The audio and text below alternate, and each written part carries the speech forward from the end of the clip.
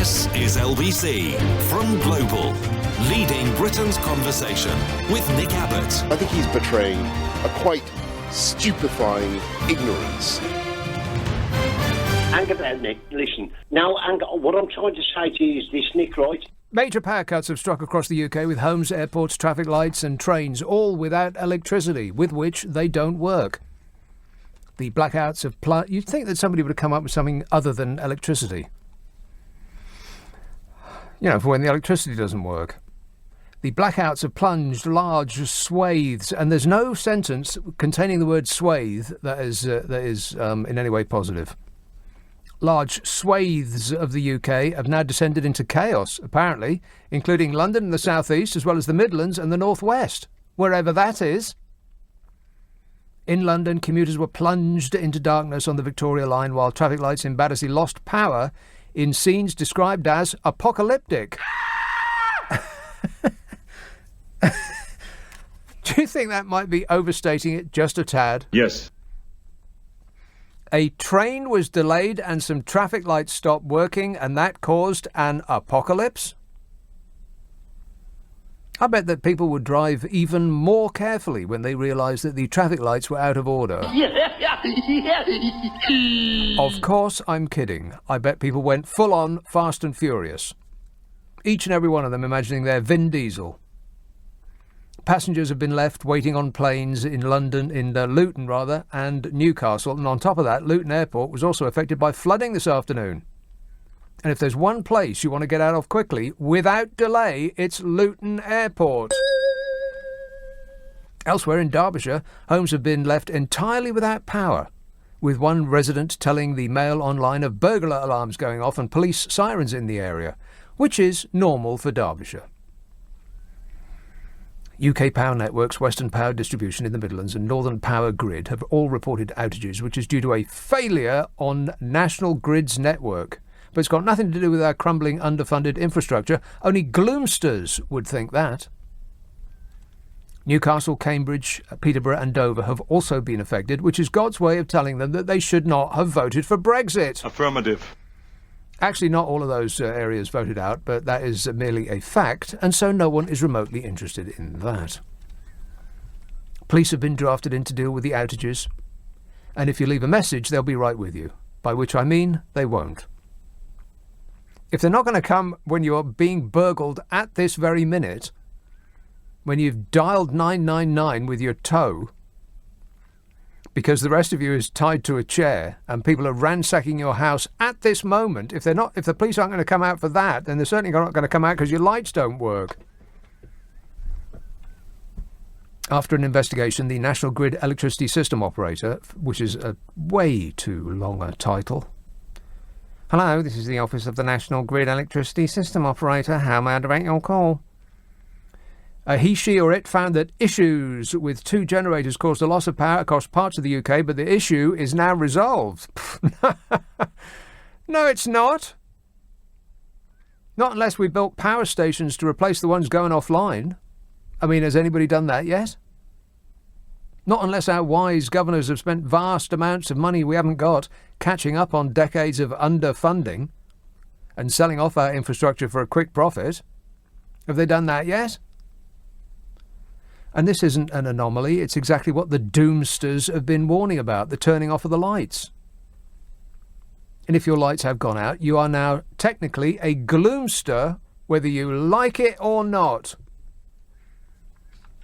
A person called Harriet Jackson described an apocalyptic scene when she witnessed the power outage causing traffic lights to cut out on the Northcote Road in Battersea in London after leaving Clapham Junction train station at around 5 p.m. She said, I realised that nothing was open and there was hardly any phone signal. All the traffic lights were down, but there was no police present, which meant it was dangerous to cross. Cars weren't stopping either. It was like witnessing something out of an apocalyptic film, she said. That's a bit snowflakeish, isn't it? The lights went out. Crying out loud, bombs aren't falling from the sky, are they? Apocalyptic film. We're going to come in low out of the rising sun, and about a mile out we'll put on the music. I use Wagner. I love the smell of Battersea in the morning. Smells like rotting dog. At Sainsbury's in London, people appeared to make off with free shopping, if you can believe that. An eyewitness said no one knew what to do. The staff just asked everyone to abandon their trolleys and leave, but with no security cameras or alarms, people were just leaving with all their shopping. Someone walked out with a Hoover. Well, you know, if opportunity strikes, why not? I mean, it's not against the law or anything. It's my right. I can do what I want. Train services in and out of London, including Thameslink and Southern and Gatwick Express, are facing delays and cancellations, but as that is completely normal, no one noticed. Okay, some business from last week. Trevor says, these are messages held over from last week. Trevor says, as a born-again Remainer, there should be a second referendum. Oh, come off it. Terry? Trevor? Whatever your name. Can I call you Terry? A second what kind of a maniac would want a second referendum? We should have a second referendum. He says all we need is someone who looks like Trump to keep shouting, make Remain in the EU great again, and then the Remain side will win big, as the poorly educated will get out and vote in ways never seen or heard before. I love the poorly educated. Mal says, can we please get to a general election so we can have New Labour and Lib Dem and maybe the Green Party in a coalition? Really looking forward to it, he says. Or her. Sexist. He says, I reckon that the UK will be a tremendous force in Europe as soon as Britain moves to this. 3 exclamation marks. Can't wait. You know it makes sense, Nick. What have I got to do with this? And Daniel in Belgravia says, it probably precedes everything he says with a supercilious, He says, just like in New York, surely our country should also have a national debt digital clock. Yeah, we need more digital, baby. Correct. We actually have one. I'll look it up while you wait. There it is right there. There's the number. It's so big, I don't know how to pronounce it. Is that trillion? I suppose it is. 2,223,077,800 odd, and then the numbers after that flip over so quickly that it defies reading. So it's about 2.25 trillion at the moment. Oh no! Yeah, and then and then our Boris has just gone on a spending spree. You know, like a teenager getting a fix at Topshop. He's whipped the credit card out, spending money he hasn't got on things to make him feel good. It's nice. I like it. Ugh. That 2.25 trillion, by the way, is only a bit of it. The real national debt is closer to 4.8 trillion, as in 4.8 trillion, which is, for every person in the UK, every man, woman, child and other, £78,000 in debt. What? All of us. That is added on top of the debt that you hold personally. Still, never mind. It's only money.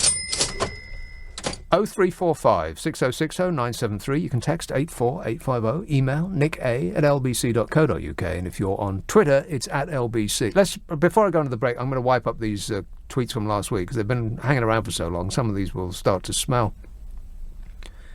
Paul in Public says, I have a problem with you I have a problem, comma, which doesn't exist. Will you and Carol be able to help me with an ingrown toenail? Yes, I can. Stop whining. You're welcome. Carol McGiffin and I are going to be doing a podcast. We've done a couple so far. They're not out yet. They're going to be out in September. We decided that August is a very bad month to launch anything. So we're going to launch it in September.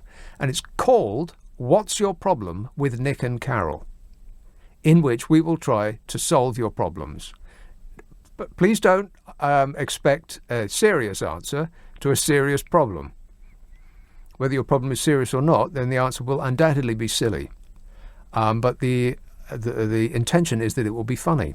And so far, very. She is funny, and me and her work right well together. So if you would like us to solve your problem, then we have an email address for you to send it to. It's nickandcarol@global.com. NICKANDCAROL @global.com. Nick and Carol @global.com. And the podcast will be out in September, and I'll tell you more when we get nearer to the date. This is LBC. Is LBC with Nick Abbott. Call 0345 6060 973. Tweet at LBC. Text 84850. A young, vibrant man. Thanks, Toddy. You're my favourite white supremacist. And such an athletic physique. This last tweet from last week by a person called Laurie with, that's Laurie with an I, because Laurie with an I goes not ye. Laurie says, if indeed that is your name, could someone tell the extremely ignorant Abbot, spelt wrong, could someone let the extremely ignorant Abbot know that Britain has neither spelt benefits for, nor sent one person back home after failing to find a job after 3 months? Not one, but of course we do well in this EU club, don't we? Yes, Laurie, we do. Significantly better than since we voted to leave it, for instance. And whether they have been sent back or not, I would imagine that you don't know, but we certainly do have the power to do that. And if we haven't done that, then that's on us, not the EU, Laurie. But then you would know that if you just paused to think for a brief second before chucking your tweet out the window in a mad fury. I think some people should have their phone taken off them. Westminster. Hello, Adam. Oh, good evening, Nick. Adam. I had the misfortune today of leaving London and travelling up to Elstree in Derby, Nick. Oh, yes. I have to say it's one of the worst God-forsaken places in the UK. Well, that's not nice. Which part of London? Well, you came from Westminster. I did, sir, yeah. Right. And, I had the misfortune of taking a train up there to visit some friends. Yeah. And you know what? When this power outage came in Derby, first of all, it hit the suburbs. So basically, there's no light in the house, no light in the street. I thought, okay, stop this. I'm going to go into the town centre and get a kebab. But it was like a blinking ghost town. So you couldn't get a kebab. I was threatened with the arrest with the bouncing policemen hanging around the corners, putting up roadblocks. We really live in a stone age in the UK. After a few light bulbs go out, we can't even get a kebab. That's what I've got to say about it. Okay, well said. Whinging and whining and moaning. Oh, it's just a light, for crying out loud. We spent millennia without electricity, and now we can't do without it. The moment it stops squirting out the wall, we all fall on our face. Philip emails, Dear Mr. Abbott. Oh, God, that's not... That doesn't... Whatever's following that, I don't like the sound of it. Dear Mr. So-called Abbott, I hope you won't be going through your usual palaver converting centigrade to Fahrenheit. It's almost as though you're doing it for comic effect. Don't bother multiplying 9 and dividing by 5. Double the number, take off a tenth, and add 32. So 20 centigrade, for example, 20 becomes 40, take off 4 equals 36, and 32 equals 68. Easy. Well, you just blown my mind. Groovy. And I didn't follow any of that. Alex says, wow, you fit the bill for unconscious bias like James O'Brien. Well, I suppose it's it's slightly different from you and James O'Brien. It's actually got a word in there that's more than one syllable. Well done, Alex. You, on the other hand, do not have any bias, conscious or unconscious, in that you agree with everything you think, which in some people's minds equals no bias. Edward emails, the pound has tanked, the economy is shrinking, and the lights have gone out. It has nothing to do with the Conservatives who have been in power for the last 9 years.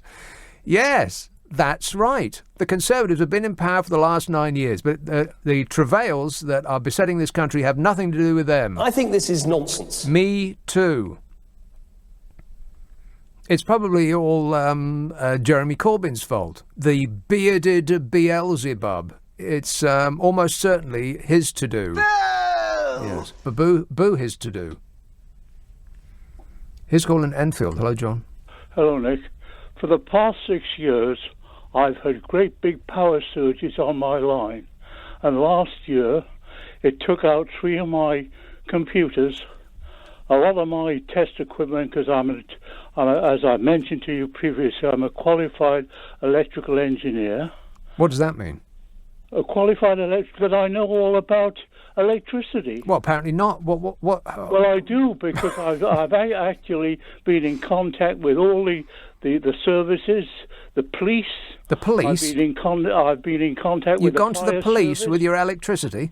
Yes, because the people who came along here, who have already been mentioned by name, actually they conceal the fact that I'd had a power surge, and they're still denying it. Well, maybe you didn't. Did you think of that? And I did. I know I did. I've got evidence. I've got the equipment itself. I've got a signature by a police detective that I took readings a year ago.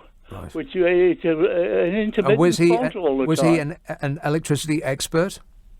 I beg your pardon? This priest No, he detective? wasn't. No, they haven't got any experts. They don't want to use. There are experts out there, but they don't want to utilise them. It's the three governments that are involved. Which ones? It's the Conservatives. Yes. It's the Liberals and the Labour government. Well, what's it got to do with Jezza? Well, what's that? Jezza? How on earth is it his fault? Well, it's not his fault. It's the three of them fault, because they allowed a law to go through called Terms of Connection, which doesn't take power surges into account. Right. That was that film with Meryl Streep, wasn't it? Are they on? Maybe not. So what's the upshot then, John? The upshot is that they've done about £4,000 to £5,000 worth of damage. I had a burglary last year. Unconnected, November. though, surely. Yes, last November I had a burglary in my house. 3 burglars tried to get in, and one of them got in because he was passing himself off as a police detective. And he was dressed rather like a policeman. And he got into my house, but I managed to get him out. Right. I heaved him out and so on. The police arrived. They never called anybody. Well, who are they going to call? The police? I beg your pardon? Who are the police going to call? The police are these people who broke into my house because they're after an instrument that I've got locked away in my meter cupboard just outside. An instrument? An ammeter. Right. Why would they want that? Because they said originally that they were going to register the voltages that I'd shown to 3 electricians that came along at different times. Yeah, but why would a thief want an ammeter? Anteater? To register if it was the supply would come back, and it has been coming back regularly. Right, but I still don't understand why a thief would want to do that. Because they want to get all the evidence. It's part of my evidence. A thief wants to get your evidence? Well, not a thief. It's these 2 companies, a big gas company and an electrical company. Right. It's a network company. It's a conspiracy. Right. They're in league with them. They're in league with the government. Yeah, probably not though. Probably so, because it's been going on for a year. John, you're an electricity expert. I can't get resolution. Well, no doubt. I'm still trying. I can't get In fact, trading standards have promised to come along next week and have a look at it for me and try and help me. Nobody will help me except you. If it's any, you have been helping me by publicising it. Right. Well, if it's any help, I'll come over next week and take a look at it. How does that sound? I'd love you to come along. I've got a bit of a mess here because my wife died 8 years ago. You want to start tidying up a bit, John? Well, I do, but it's a disgrace over at your place. If you've got really rheumatics rather badly, it's very difficult to do a lot of tidying. Well, no doubt. Believe me. Yeah, it sounds like an excuse. There's a lot of old people out there who'll tell you that. Yeah, absolutely. And well, I've got it. You know what an expert in electricity would do? I am an expert. I am the expert. I was with big electrical companies investigating when the Big Bang. A big electrical company. Well, we don't like them. For power supply. But you know what an ignoramus like me would do? You're not an ignoramus at all. I don't expect you to know anything about electrical theory. Oh, well, that's nice. I compliment you, but I compliment you on a lot of other things you do, and I'm complimenting you the moment for publicising this and giving me the opportunity, perhaps, to help me. Well, be honest with me, John. Be honest with me. Does this show make my bum look big? Does it make your what? You know what? What I do? No, it doesn't. It gives you credit. It gives you credit that you're interested. Svelte physique. You're interested in the grassroots. Yeah. Okay. I'm thinking of emigrating to Luxembourg for that very reason. Here, listen, well, John. I'd love you to come along, and I'd really like to meet you. Well, I'm definitely not going to do that. I'm only 10 miles out of London. Well, but unfortunately, it sounds like a threat. I'm not mobile because I had an injury in World War II. I fell off the rigging of a ship. Right, whenever that was. World War II. I think I saw it on TV. I was in the Pacific. Specifically, the Pacific. I was a petty officer. Yeah. Electrical petty officer in the Pacific. Yeah. On a fleet repair ship. Right. A special one. So you can repair ships, and you're an expert in electricity, but you can't put a power surge preventer in between the power socket and your computer. No, it's up to the power supply people to do that. Any fool. Well, I've will already done that. I've already got filters on my system. All right then. And they were blown apart. Okay. Right. I'm telling the truth. Well, I don't doubt it for a second. My advice is what the government said. I can't get an MP to come along. Well, I wouldn't think so. No, they're on holiday. They just don't want to because it'll embarrass them. Yeah. They don't want people to know about it. Plus the mess. And there must be a lot of people. All these fires that's been happening recently has been due to power surges, short circuits on electrical supplies. John, you want to go to your cupboard straight away? Do you have gaffer tape? I've already taped the keyhole. Because that's what they probably are in league with crooks. No doubt. Electricity is not coming through your keyhole. You want to go to all your electrical sockets and put tape over it in case any is leaking out. I want the government to hear this and do something about it. They're definitely not going to be doing that, John. Talking to you on this programme will do that. Right. Because there are a lot of rogues, a lot of them. Yep, no doubt. There's no doubt about it, I'll tell you. Well, I'm telling you. They're not they're spin doctors. They're spin doctors, all of the damn lot of them. Right. Well, I can't say the lot. So they're in the majority at the moment. They're in charge. They're running the damn country. Given your experience with your power surges, what would an electrical expert say, John? What would an electrical expert say? He would confirm if I could resurrect my tutor, which was Mr. Hurst, who was a highly qualified engineer. He would tell him exactly that I'm correct. Every word I'm saying. Completely correct in every respect. In every respect, right. Yes. Well, I hope that your situation works out for the best. Well, thanks, and I would thank you if it does, and I'm thanking you at the moment. I thank you very, very much for trying to help me, because you publicising this is not helping me. You're helping lots of people who have live in high-rise blocks of houses who could be burned to death. Well, that is my mission. That is my mission in life, John. I just exist to serve. And well, you do. You're doing a great service, because a lot of people are being burned to death, and the fire service and the police and the government in cahoots, and they're doing nothing about it. Yeah. Okay. All right. Well, leave it with me, John, and absolutely nothing will happen. But I appreciate the call. Thank you. Well, that cleaned my tubes out. How about you? 0345 6060 973. You can text 84850. Email nicka@lbc.co.uk. And if you're on Twitter, it's at LBC. Now, I'm no predictor of the future, but I bet that call will feature on a forthcoming Best Of podcast. I just feel it in my bone. Friday and Saturday night at 10, Nick Abbot, LBC. The time is 10:30. The news headlines with Serena Farrow. This is LBC with Nick Abbot. Call 0345 6060 973. Tweet at LBC. Text 84850. This is absolute tosh. Here's a call in Chertsey. Hey up, Tony. Oh, hi there, Nick. How lucky I was listening, because I'm an electrical expert. Are you? Yeah.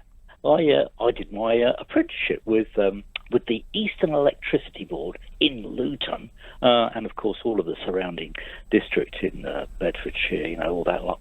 Not as far north as as the problems associated with today. Yeah, well, they need your help, Tony. Have you got a spanner? Well, I've got a neon tester. That might do the job. Yeah, whatever that is.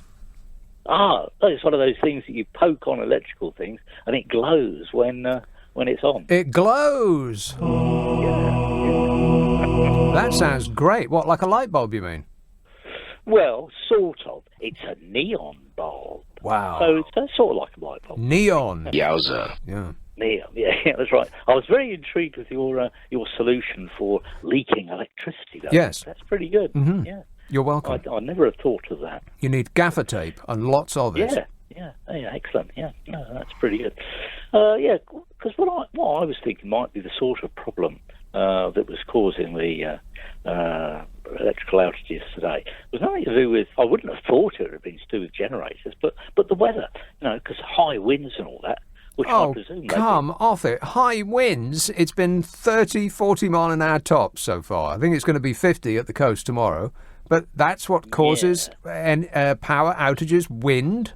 Well, not just on its own, no, not the wind on its own. But when you've got trees with leaves on them trees, as well, right. Yeah. So we need to cut down all the trees. Well, not yet. Well, they might have come down already. See, I thought that wind was going to save us. I know a lot about wind. I thought the wind was where we were Really? going to get electricity. Well, that's true. Yeah, if the propeller is in the right place, absolutely right. Mm-hmm. Yeah, I feel that could be the power of the future. No, the sun is the power of the future, just as it has been the power of the past and the present. I was going to say that. Everything on Earth has grown because of the power of the sun. Yeah, that's right.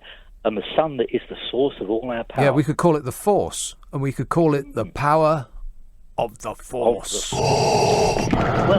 I just watched the Star Wars trilogy again, just lately. Then the last, this week in fact, I watched the entire Star Wars trilogy, and I came back with a changed opinion about two of them, and a reaffirmed opinion about one of them. Mm-hmm. Yeah. You want to let us know what those changes and reaffirmed? Not really. Oh, right. Why not? Do you actually like that lot, Star Wars? I mean, Are you joking? It's nothing to do with reality. What? Well, nothing to like do it. with reality? No. It happened in a galaxy far, far away a long, long time ago. What are you talking about? Well, how do we know then? If it was a galaxy far, far, far, far away, the light wouldn't have reached us yet. Well, maybe. Yeah, that is possible. Actually, yeah. Oh, well. Well, anyway, you enjoyed so it. So maybe they weren't documentaries. Maybe I have been hoodwinked. Could well be. I find that hard to believe, though, Nick. You being hoodwinked? Yeah. Impossible. The only people that can hoodwink me are pretty much everybody I've ever done a deal with, including and especially those people that sold me a car. Yeah. Well, you know what, Nick? Cars are going. We will no longer have cars. Actually, Tony, I'm glad you brought that up. Mine isn't going. Oh, what's up with it? That's the blooming problem. It's not going. Tell me, I'm a mechanical engineer. Oh, yeah. You're probably an expert. Well, no. Sadly, I always... no one is remotely interested in the opinions of experts. No, that's right. But I've always fixed my own vehicles until they put so many electronics in that you can't. Yes. My old car works perfectly. The one with about 130,000 miles on the clock that I've had for 20 years, that works perfectly. And when engineers look at it, they go all gooey. And they just absolutely love it because there's not an electrical part on it apart from the lights. It can be fixed with a hammer regardless of what the problem is. But a new car, you open the bonnet, it's like a modern art masterpiece. You've got no idea. You haven't got a clue what's going on in there. No, absolutely right.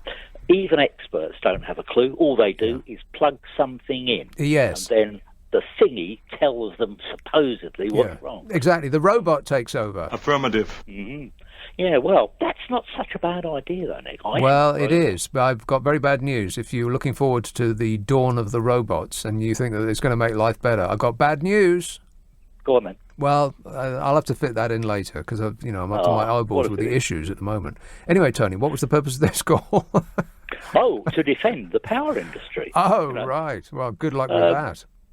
You picked the wrong day. Yeah, and a little advice for John. Yeah. There is no such thing as a power surge. There may well be a voltage surge, but if he is as expert as he says and knows as much as he says about electricity, then he should have realised that. Well, that was put in a very snotty way. No, I didn't think it like that. I didn't mean it. I think you're slapping down a fellow expert. No, not at all, not at all. Would I do that? Well, I don't know. OK, I'll pass that message along. Thanks a lot, Tony. 0345 6060 973. Pete emails, the cry, it's democracy.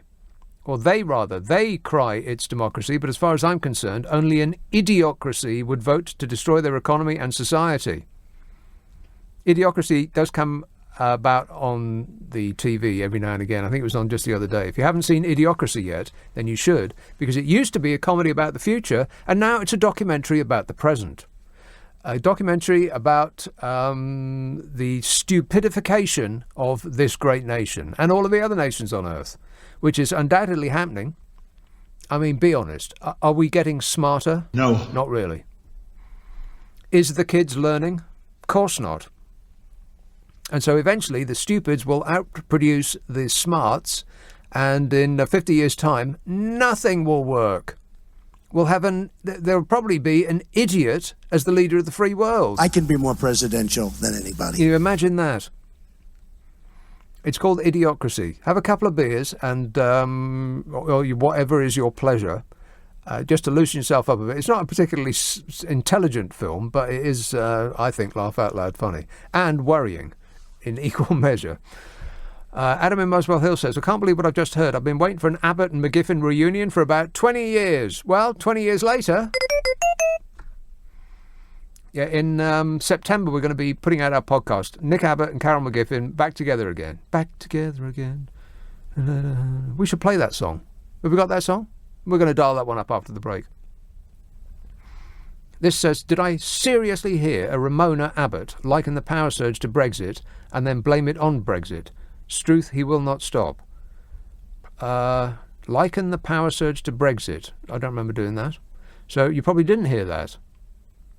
You've got no idea what you're talking about, but it doesn't prevent you from having a strong opinion. Steve emails, was there another Brexit in 2012 then?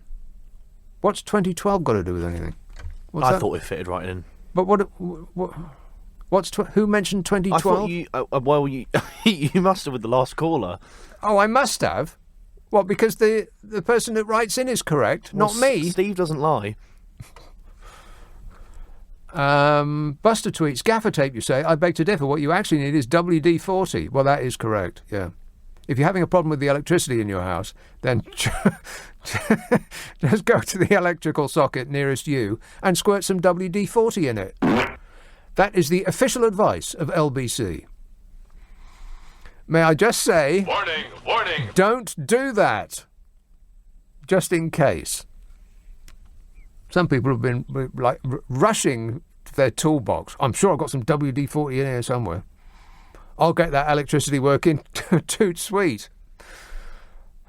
0345 6060 973. You can text 84850. Email nick@lbc.co.uk. And if you're on Twitter, it's @LBC. Let me just remind you about my podcast, which is out right now. There's dozens and dozens and dozens of them available on the internet. Have you seen the internet? Oh, the stuff you'll see on there. Disgusting. It is called the Nick Abbott Habit. It's the best of this show. It's concentrated funny. It's about a half an hour long, and it's out every Monday. And the most recent episode has a really alarming series of calls, one of which has the ultimate deterrent for criminals. And if you imagine what that might be, then you're way off. Believe me, whatever you're thinking right now, you're way off. So if you want to hear that and the other calls that I plucked out of this show, then it's up there. If you have our app, then it is in among all the podcasts that we do on Global Player, which you can download from your favourite app store, and has all of the stations that we do. There's X with Chris Moyles and Heart and Capital and Classic FM, and plenty else besides.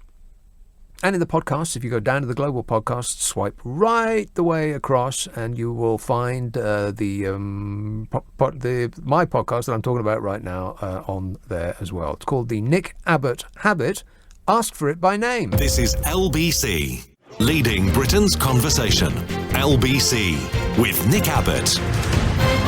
This is absolute tosh. I played that one already. Well, the whole world's gone crazy. Hey, Sir Andrew is back. Isn't that great news? Sir Andrew Murray. Strandrew. Yeah, I'm really happy to be back playing tennis. I thought my hip would keep me out, but you can't imagine how happy I am right now. I'm really beside myself. I'd like to thank all my fans, apart from the English. I really hate the English. Who's calling Croydon? Hello, Maxine. Oh, hello, darling. Oh, my God, you're loud. I ain't spoken to you for ages. Could you put the phone down in one room and speak to me from another? Well, you always complain that you get interference on phones, but you can hear me, can't you? You're a good man, you are. You are coming through loud and clear like a bell. Yeah, you know what I like? Oh, I do like it when you play your sound effects. I like it when your bells ring. Now, let me tell you something, my darling. Yes. You're advertising your podcast, right? And I understand that. But half the country's out. They've got no electricity, so they ain't going to be able to tune in, are they? Well, that's a good point. Now, I'd like to make another one. I'm here in Croydon, my love, as you know. I don't know you personally, but I know you over the airwaves. You're a friend of mine. Well, not that you know, but I am your friend. Right now. Let's not get carried away, Maxine. No, I know. I know you like me anyway.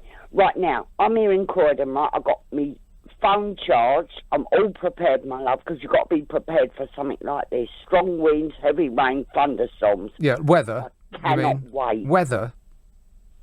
The weather. Yeah. Whether it turns up, we don't know.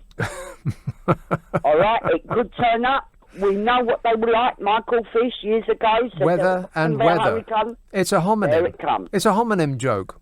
Weather and weather. I get it. Yeah, I know you do, because you're an intelligent man. Well, so how do you prepare for weather, Maxine? Right, this is what I've done. I've charged my phone for me torch. Yeah. I've got all my candles going. I know you charged your phone first, making absolutely sure that you wouldn't be prevented from speaking.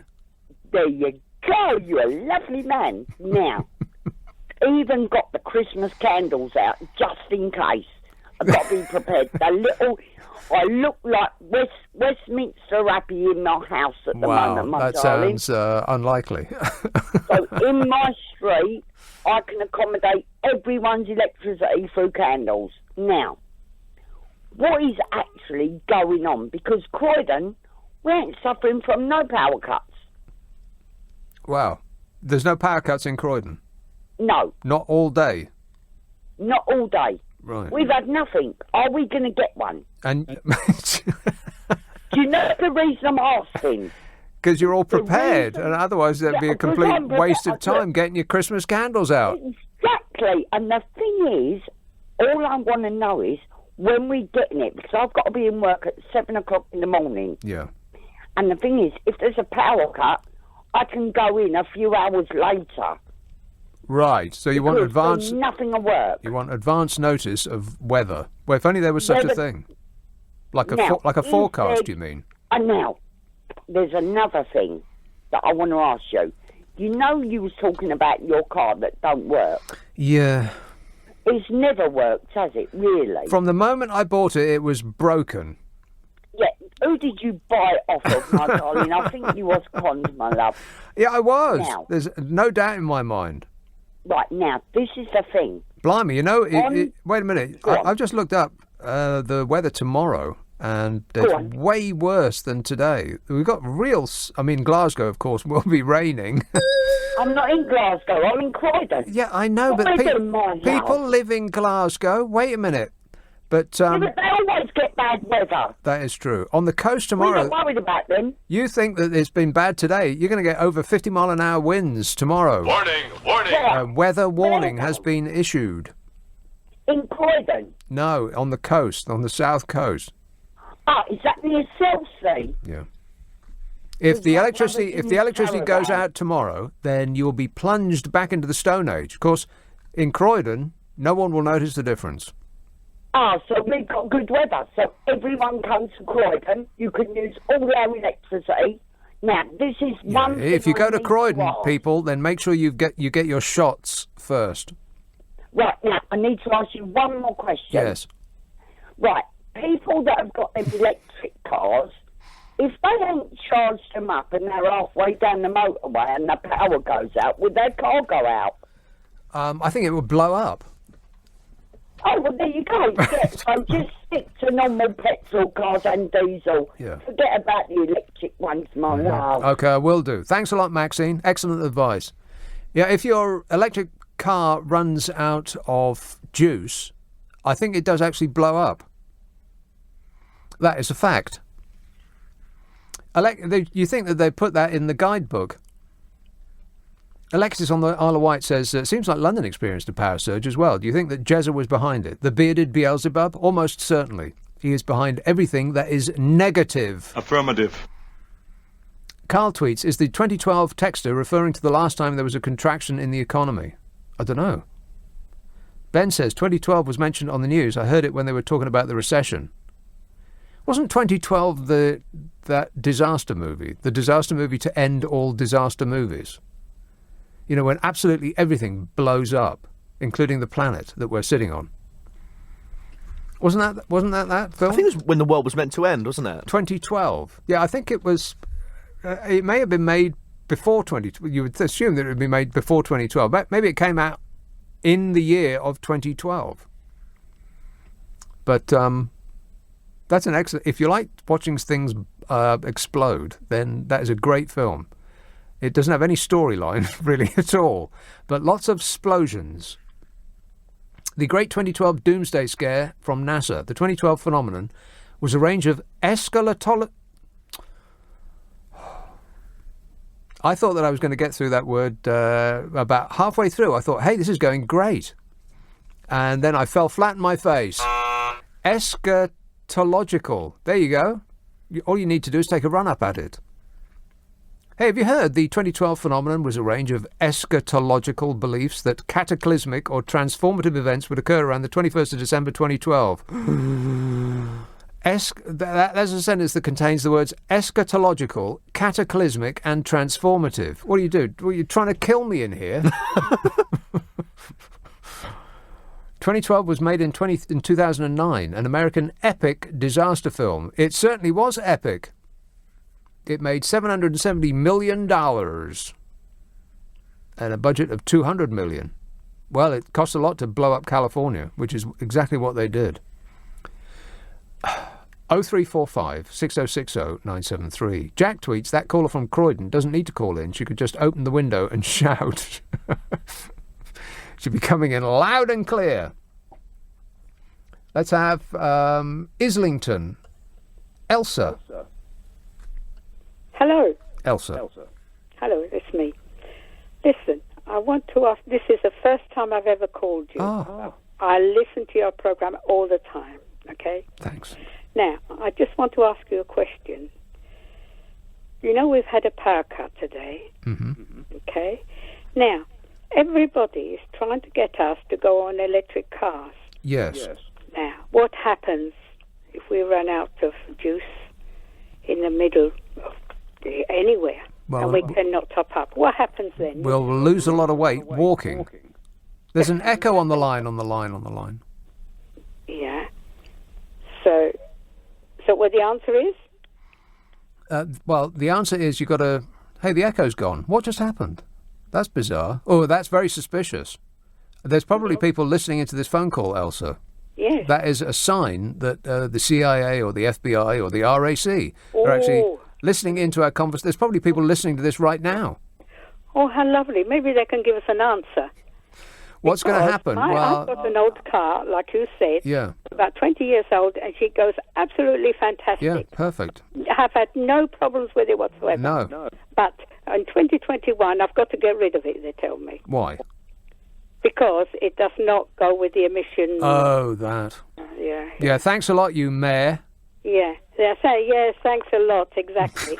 And, you know, I hate to get rid of it. I'm going to give it to one of my nieces or nephews. Well, what kind of car is it, Elsa? But as I say, you know, I was thinking about electric car. Yeah. And I thought, now all this power cut today, this is absolutely ridiculous. What's going to happen if everybody in this country decides to go electric? What's going to happen to the electricity? You tell me. There won't be enough power, will there? No, most certainly not. And unfortunately, successive governments have not addressed this very issue. Exactly. So what are they going to tell us to do? To put water in the tank?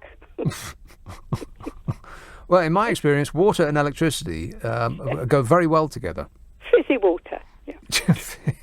It certainly will water. be. Maybe that'll get us going, you know. So I'm really curious. I really am curious. I thought myself, well, today I thought, well, this is the limit, you know.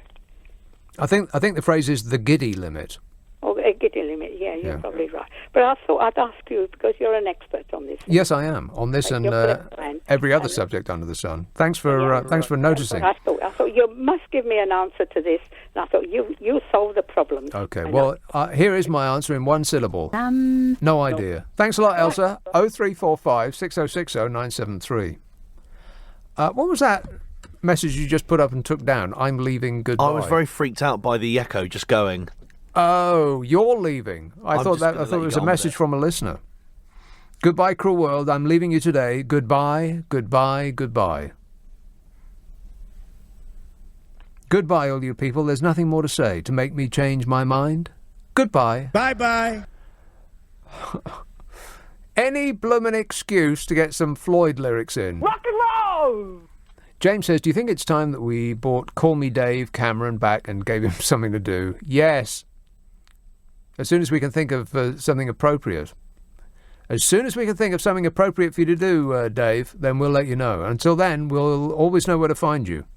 In the shed where they keep the tools. Coming up, the March of the Robots just got serious. Boris Johnson's bounce. He's got more bounce to the ounce. No doubt about that. Dominic Cummings is the new Darth Vader, and plenty else besides. And mushrooms sprinkled on top. Don't forget that. 0345 6060 973. Text 84850. Email nick@lbc.co.uk. And if you're on Twitter, it's at LBC. Friday and Saturday night at 10. Nick Abbott, LBC. This is LBC from Global, leading Britain's conversation with Nick Abbott.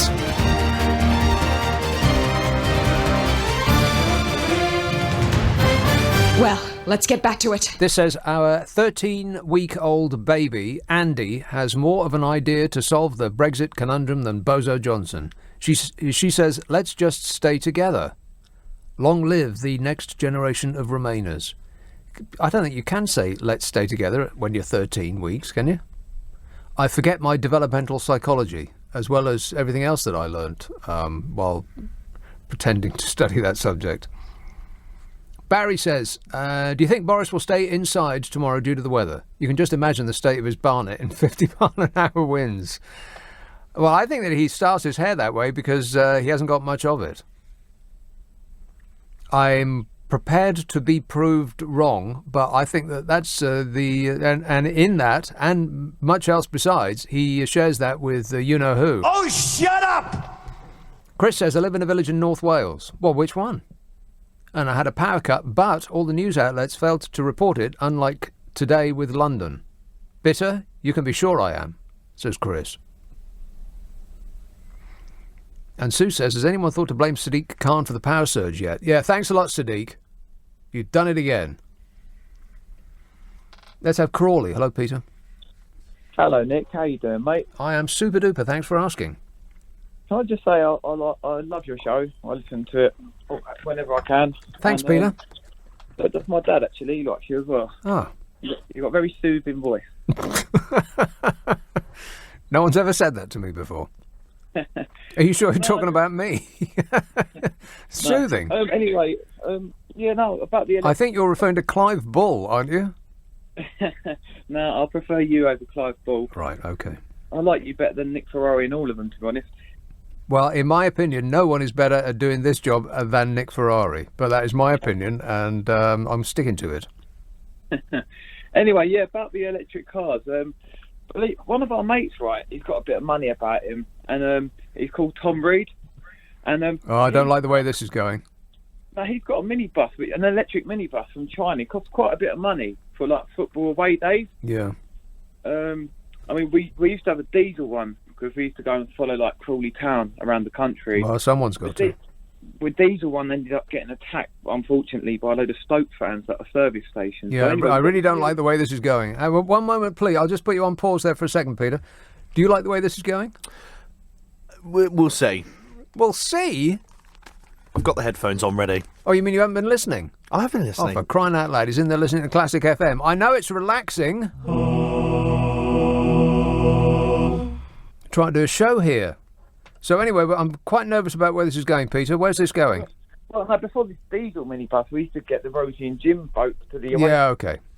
See, I don't know. I got bells going off in my mind. Warning, warning. Yeah. But better luck next time. Jack in Worthing says, in an attempt to save the planet, I installed solar panels and a battery. The most modern batteries mean I won't be affected if we have a power cut. According to experts, a power cut will be more common in the future. Well, in our future, yes, because successive governments have failed to provide for keeping the lights on in the future. They just cross their fingers and hope that the electricity wouldn't shut down on their watch. And you can go back 20 years or more. Actually, way more than that. They knew that the nuclear power stations were going to be decommissioned eventually, and did they build new ones? No. No. They just pretended that it wasn't going to happen.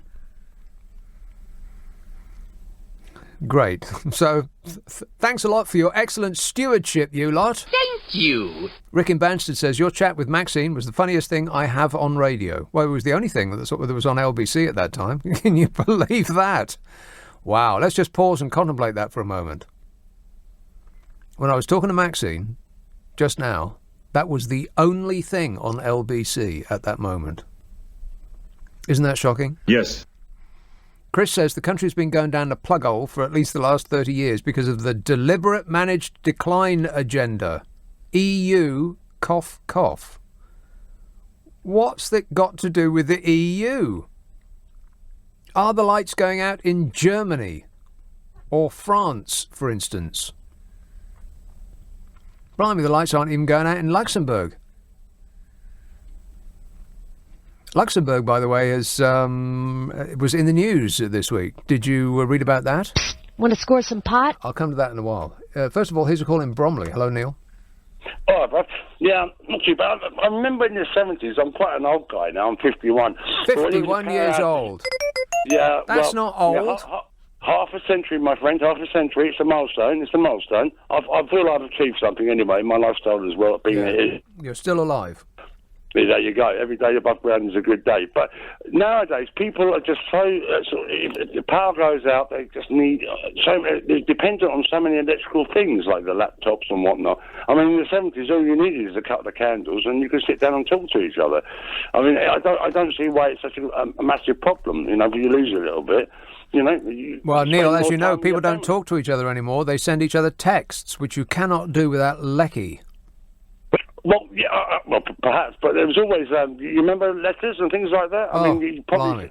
That's ancient history, that is. Exactly, but you would sit down and spend a bit of time, wouldn't you? I don't know when you were a kid, but when you got a present or whatever, I was always encouraged to write a letter and say thank you about, whatever. I mean, these things seem nowadays. I mean, thank you, Auntie Thing, for the £5. I will spend it on comics and sweets. And the book voucher, it was very nice. I bought it in Guinness Book of Records. Book voucher. Boring. Yeah, thanks a lot, Auntie Thing, for the bloomin' book voucher. Have we met? Well, that's the way it is, though. People are just so dependent on electronic gifts. I mean, no one. My daughters, I've got two daughters. One's 20, one's 29. They will not speak to me personally. I have to talk to them via text or the Facebook or whatnot. If I phone, I don't know why it is. I mean, it just seems, I don't know where it's all. I blame the parents, Neil. Well, there you go. I mean, what can you do? I mean, I've lost out to all the peer pressure, I guess. Yeah, I guess so, yeah. I'll try my best. All right, well, leave it with me, and I'll look into it, and I'll correct you on your parental skills. That is a good point, though. At this moment in time, we are more reliant on electricity than ever before, and we were, furthermore, more reliant on things that have only just been invented. I mean, if you look at the timeline of human development, it's a blink of an eye ago that we had smartphones, and now you can't leave the house without one. I mean, you will actually have a panic attack if somebody takes it from you, or you forget it, or you lose it. Can you imagine losing your phone? Not that you wanted to call anybody with it, of course, but you wanted to make sure that you got some likes on Facebook. Oh, on this video I put out with my pussycat. Oh, 3 likes. Because that's the most important thing to people now. That they're liked. Well, it's the most important thing to the most powerful man in the world. Oh, shut up! Everybody likes me. Everybody says so. I'm a very nice person. Donald Trump is a very nice person. Oh, my God. That man is who we are crawling across the carpet and acting like a dog in order to get his approval. How embarrassing is that? We've taken back democracy and control, people, and we've tied a bow on this country and we've gifted it to that orange nightmare. Jaffa the Hutt. I came up with that when I was looking at Star Wars. I actually I leapt to my feet and went down and wrote it down in case I forgot it. Jaffa the Hutt. Quite correct in every respect. And of course, Dominic Raab was over there doing just that, crawling across the carpet and prostrating himself in front of Jaffa. Dominic Raab hailed Donald Trump's huge appetite for a post-Brexit trade deal with the UK after a surprise meeting in the White House. But all Fat Donny heard was huge appetite, and he agreed straight away. I can eat 3 or 4 buckets of chicken wings before I get out in the morning. I know a lot about wind. And we're told that Dominic Raab, he's the Foreign Secretary, by the way. Can you believe that? No. Dominic Raab, the Foreign Secretary, chatted with Donald Trump in the Oval Office on Tuesday, so we're told. Chatted with, listened to, more like. We will do the greatest deal in history. No one ever saw such a deal. It'll be a huge deal and a tremendous deal and a deal that is huge and tremendous. You know that better than anybody. What's your name again? Dominic Raab was on a whistle-stop tour of North America as he seeks to build support for a transatlantic trade deal after Brexit. Or, to put it another way, he was on a desperate trip to a place thousands of miles away run by an egomaniacal monster who has co-opted his country into protecting his own interests above all others, and from whom we will be begging some sort of trade deal that, even though negotiations haven't started yet, has already come at the cost of letting Trump make this country's decisions for it. We better get in line over Huawei and Iran, or we get no deal. That's what he's told us so far. What's it going to be next? I mean, does anybody in their right mind think it's a good idea to roll over and show our belly to that man expecting a good result? Yes. Yes, you bet there are people out there who believe that. Or fervently trying to persuade themselves that that is a good idea. They have drunk deep from the Kool-Aid and have joined the cult of hope over experience. And may I remind you, we already do trade with America. People talk about this future trade deal as though it will open markets that are closed to us. America's our biggest single trader already. We trade with very low tariffs with America. Our own government said that a free trade deal with America would add 0.5% to our national economy over 10 years. Oh, fabulous. Meanwhile, crashing out of the EU with no deal would rob us of about 9% growth. And maths fans will notice that 9 is a much bigger number than 0.5. And Dominic Raab wasn't finished with just having his ear bent by Donald Trump. He also held talks with Vice President Mike Pence. Oh, no. Mike Pence! That guy who's always behind Donald Trump gazing at the back of his head like a lovesick teen. That Mike Pence. Mr. Pray the Gay Away. That guy. What did they talk about? How Jesus wants you to have a military assault weapon. Dominic Raab described the president as effusive in his warmth for the UK.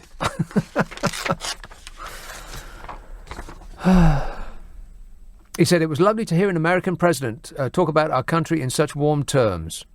He said, they like me in the English United Britain. They love me a lot. Everybody says so.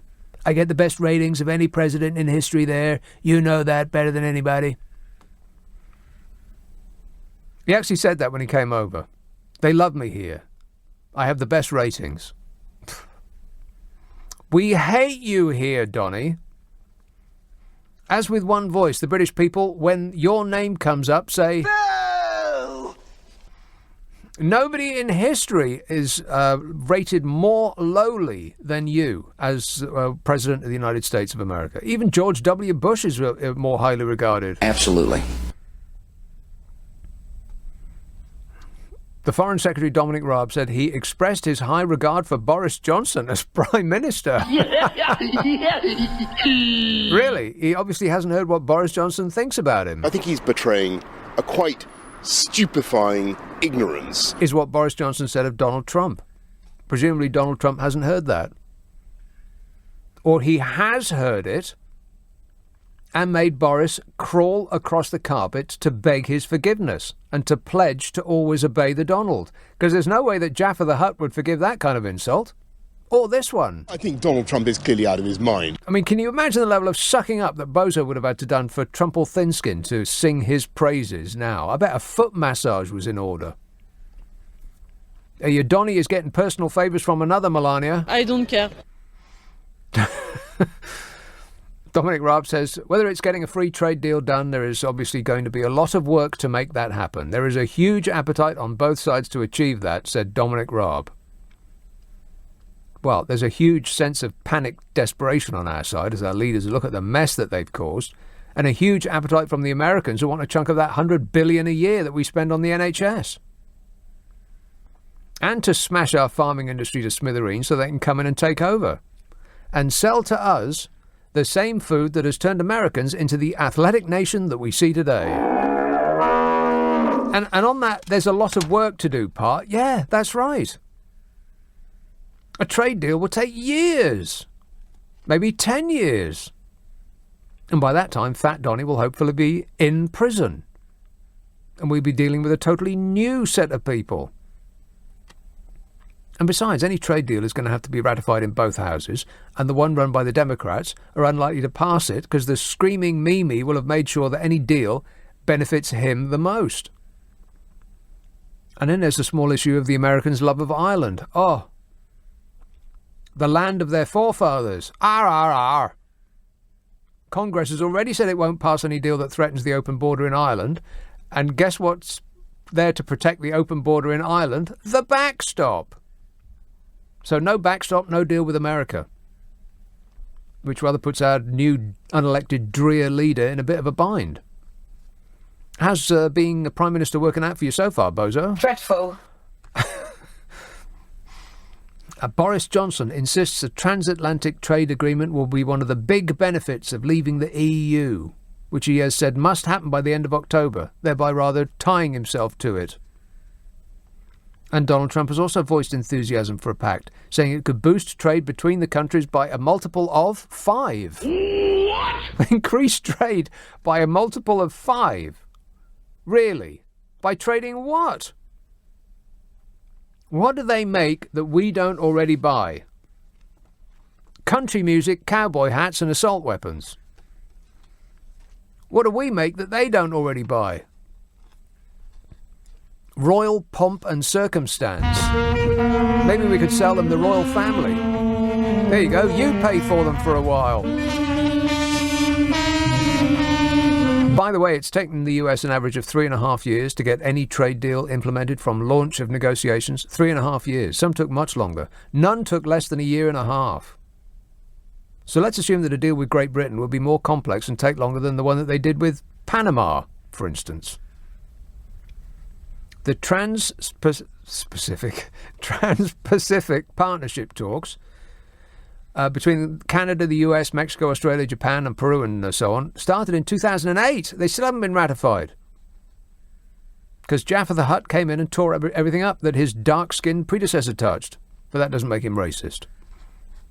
It's everything that he says and does that makes him racist. 0345 6060 973. You can text 84850. Email nick@lbc.co.uk. And if you're on Twitter, it's @LBC. Friday and Saturday night at 10. Nick Abbott, LBC. LBC. Nick Abbott on LBC. Anybody care what this guy thinks? No! Con says, Nick, did you manage to do your fantasy football team in time? No, I don't do that. But the season is about to begin, about 3 seconds after it finished. Thomas emails, isn't it exciting? At least it'll take our mind off you-know-what. Thomas emails, I've turned off all my lights out of sympathy with all those affected. Well, not me, but Alexa turned them off.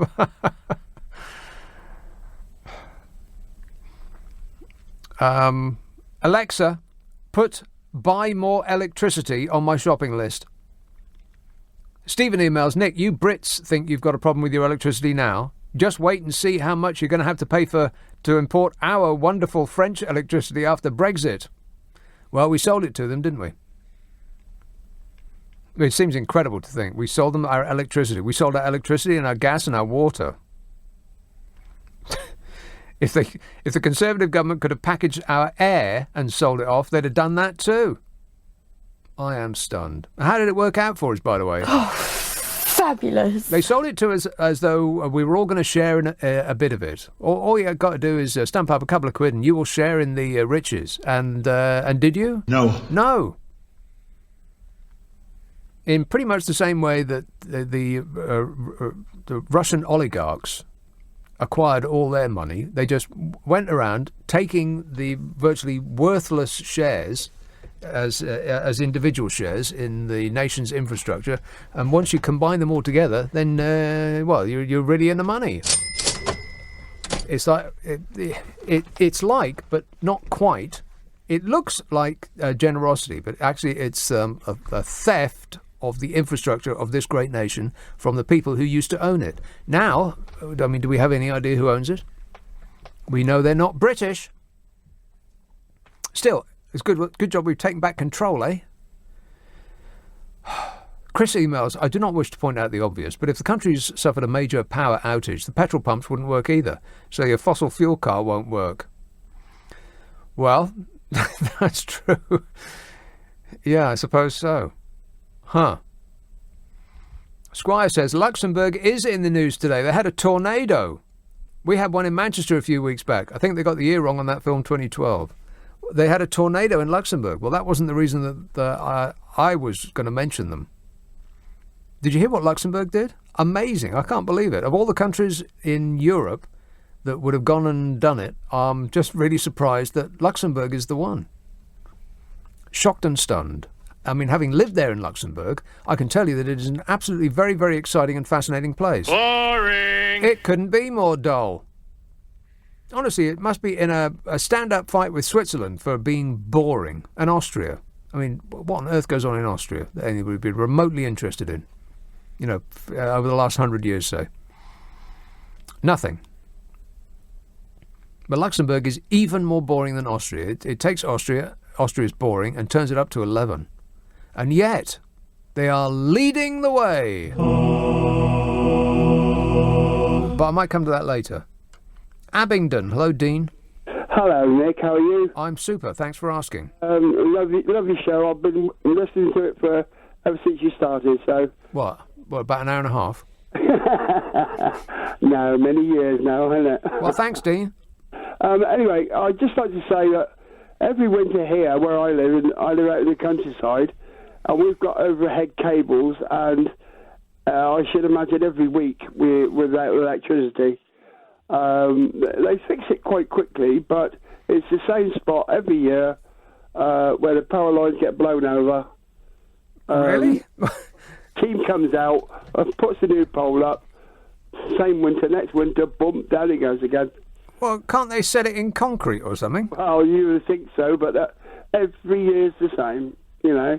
Last winter we had 11 power cuts. What? Over the winter, yeah. One lasted more than a day and a half. God, that's ridiculous. Yep. But we get it all the time, so I sympathise with those that got power cuts, you know. Right, but they should stop whining? Yeah, absolutely. Just be lucky that we can get it back on again. Yeah, huh. You know, can I just say, Nick? Yes. I heard today, I was absolutely flabbergasted, that the British government is going to pay the Turkish military £300 million to block the pension hole, and then to allow them to buy our steel, British steel. I don't think it's quite as you described, but yes, I do believe that we've extended a vast amount of money that we haven't got in order to keep British steel 300 going million they quoted under a Turkish control, which sounds a very, very odd thing to do, but I suppose they know what they're doing. Okay. I knew I couldn't say that with a straight face. All right, thanks a lot, Dean. Cheers, mate. You believe that?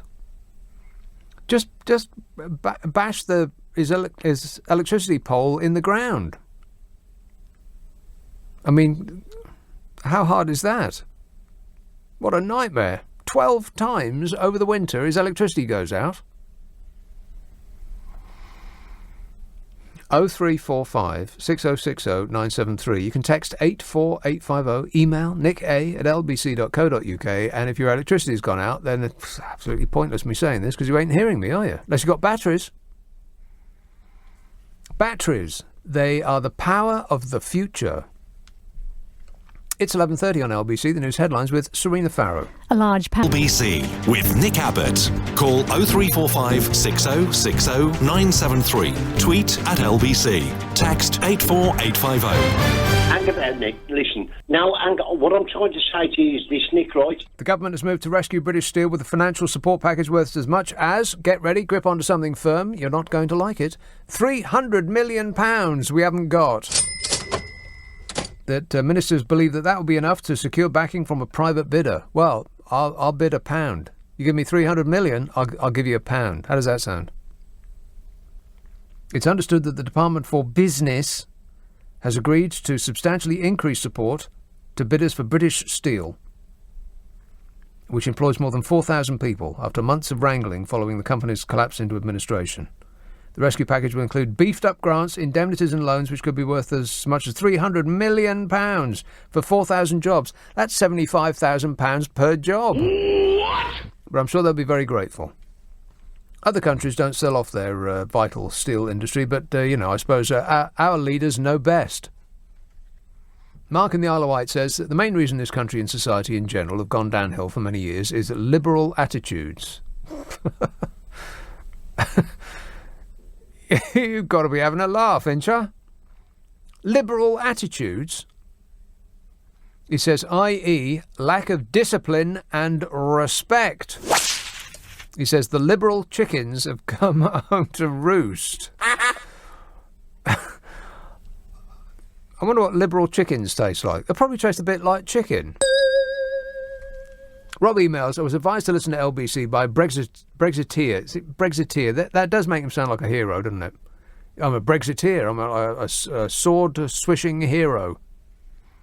Brexit, or a Brexit, a Brexitum. I was advised to listen to LBC by a Brexitum friend in the hopes that Mr. Farage would talk me round to his point of view. Imagine his horror when instead I discovered yourself and James O'Brien.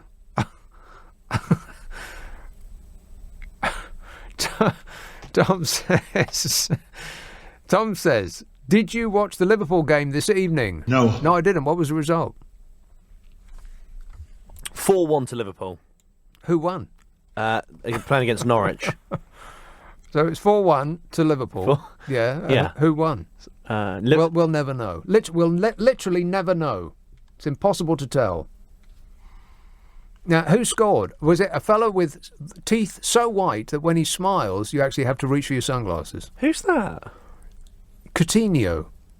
Well, the manager himself has got ridiculously white teeth. Yeah. I think they all go to the same dentist. I can read you out the scorers. Go on then. So Mo Salah scored. Yeah, of course you did. Virgil van Dijk. Ah. Divock Origi. Virgil van Dijk. Wasn't he in... I think he was in Focus, wasn't he? Rock and roll! For Norwich, Pookie scored. I don't think so. And Pookie. Yeah, I think he's that hippity hop fella that hangs out with Donald Trump. Whoop-dee-dee scoop poop. Yeah, that's Pookie. And there was an own goal by G. Hanley. Oh, poor old G. Hanley. Whoever that is. Thanks a lot.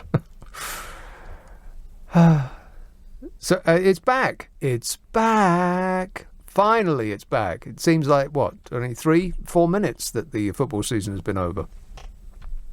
Bloomsbury. Sophia. Hi, Nick. Before I get on to the airline pilots and, the sleuth that they want, I must mention that Donald Trump is obviously taking notice of my novel, Nuclear Man, which would improve the power situation anyway. What would? In that we won't be the lapdogs of the Americans anyway. Actually, they bring a dachshund around here, which is a German dog, and that was definitely the place to trade with these days, and forget about Mr. Trump, who obviously was trying to lure us into his ideas and then sell us short because he wasn't going to trade with us anyway. Well, you're making a lot of sense so far, Sophia. And as far as the airline pilots are concerned, I can't understand it. They are only earning $4 million a year. Indeed, it's not as much as the footballers that are buying and being sold for billions. So it must be necessary that also the support staff. I did actually work on implementing airlines at one point. Well, that's frightening. Yeah, I know something about it. But the whole airport has to also want more money in addition to the pilots. Don't worry about the poor people. We're hoping to have holidays without the usual interruptions. Yeah. And more full then. And of course, with singing, we were doing the.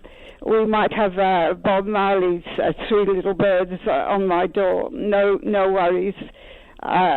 Well, I think that probably answers a lot of questions we've been having about this call. Well, the best song actually comes from, believe it or not, Glasgow, where my friend Ewan McCall, we were both working in the university, and we had a little bit of leisure, and the first time ever I saw your face, I think is the best song in the English language. Right. Mind well, you got that wrong, but never mind. You can't be right about everything, Sophia, or actually anything.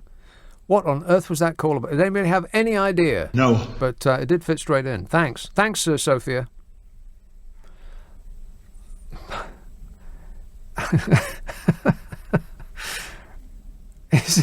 Is it just me? Is it just this show? See, this is why Steve Allen doesn't take calls. Completely right, Steve. Correct Amundo. What's that, Sophia? My programs were cycling around the Cambridge for 3 decades. So calling in the operating system, and I was working with the engineers. Yeah. So I don't make mistakes. We computer programmers do not make mistakes. You're a computer programmer? Yeah, systems analyst. Yeah, You're a computer programmer and a systems analyst. For which industry? The nuclear industry. Well, my novel happens to be called Nuclear Man. If you talk to Darren Adams, he did have a copy. I'm not going to do that. Well, he's Scottish, don't forget. What do you want? The Scottish street songs that I played so often in Covent Garden? Almost certainly not, no. But do you have an instrument to hand? Yeah, I have a guitar. It's been stolen several times. Oh, yeah, no doubt. By a music lover, probably. Could you go and get it for us? No, I can't. It's a long way away. Right, okay. Well, then I guess we'll just have to be disappointed. But thanks a lot, Sophia. Keep on keeping on. Bev says, we cannot become totally green overnight. It's not possible, and media needs to curb its youth brainwashing. Yes, we all want a perfect world, but it's possible. Full stop. What? If we build too quickly without due care and attention, we could be a future of disasters waiting to happen. Oh, Bev, they've happened already. I mean, just look at this show. Dreadful. Aaron in the Isle of Wight says Mark's a good example of the right-thinking, meat and potatoes, patriotic general public I deal with at work. Who's Mark? The texter from the Isle of Wight. Who said? Great question. He said... Nobody cares. Jim said, yeah, people, stop fighting with each other. Can't we just get along? No. Jim says, all we got from Austria, Nick, were some funny-looking hats and the Terminator. Oh, that's right. Oh, and also that spiffy guy with the nice moustache who wore those uniforms. Oh, he just looks so smart. He's on the TV all the time. He's probably on the History Channel right now, I betcha. Mark was the liberal chicken man. Oh, right. All the liberal chickens have come home to roost. Yeah, that's right. That's what's causing all of our ills, are bloomin' liberals. You've got to be kidding me. This one says, Jacob promises cheap clothes and footwear. Who's Jacob? Are we talking about the Bible now? Huh? JRM, I think. Oh. Jacob promises cheap clothes and footwear. Why should we worry about food on the shelves and we pay these empty heads 80k? Cheap clothes and footwear? How did he come to that conclusion? What, that we buy clothes made in America? Nobody buys clothes that were made in America. Even American-labelled clothes aren't made in America. Even if they say they're made in America, they're not made in America. They're made on some island in the middle of blooming nowhere. I can't remember the name of it now. But America co-opted it. They, like we used to do. They just invaded it and said, this is all ours now. And they set up sweatshops on that island just so that they can say it's made in America. But it's not. Cheap clothes and footwear. What are you talking about, Jacob Rees-Mogg? And besides, what do you know about cheap clothes and footwear? I bet there's not a stitch of clothing on it that doesn't cost £1,000. Patrick in Guildford says, the devil has just landed on my shoulder, Nick. Tell me in all honesty if there's anything more satisfying than having somebody come out to you with a takeaway just after it starts to rain. Well, I suppose so. Just after it starts to rain. But not so much that your food gets wet, because nobody wants wet pizza. That would be awful. Disgusting. And Daniel in Belgravia says, I didn't even know of today's power cut until I actually switched on your show tonight. It's ironic the lights in your studio haven't gone off. That's a miracle, I'd say. It's like a divine intervention. 0345 6060 973. Let me just remind you about my podcast. If you like this show, then you'll love that podcast. It's a distillation of this program. It's a best of. And it's actually, if you cut me out and just concentrate on the callers, this is a funny show. And that's what it is. It's a concentrated amusement. It's called the Nick Abbot Habit. If you've got Global app, if you've got the Global Player app, go to the App Store, download Global Player. It's on your favourite App Store, I guarantee it. And in there you'll find all the stations that we do, and no end of entertainment. It could keep you amused from now until the end of your life. And in amongst all the podcasts that you'll find there, you'll find mine. It's called the Nick Abbot Habit. If you don't want to do it by phone, then you can point your pewter at it. It's on an internet near you, the Nick Abbot Habit. His LBC with Nick Abbott. Call 0345 6060 973. Tweet at LBC. Text 84850. What's he got to be depressed about? Daniel's tweets, so when the economy was growing after the Leave vote, that was due to the EU, apparently. So this must be down to the EU as well, according to the Remainers. Which one is it? When the economy was growing after the Leave vote, that was due to the EU. Well, the economy was growing after the Leave vote because companies freaked out and started to stockpile. They started to buy ahead of time things they would need in the future for fear of what might happen with the Brexit. So that was like a sugar rush to the economy, which didn't last very long. It was a fake blip.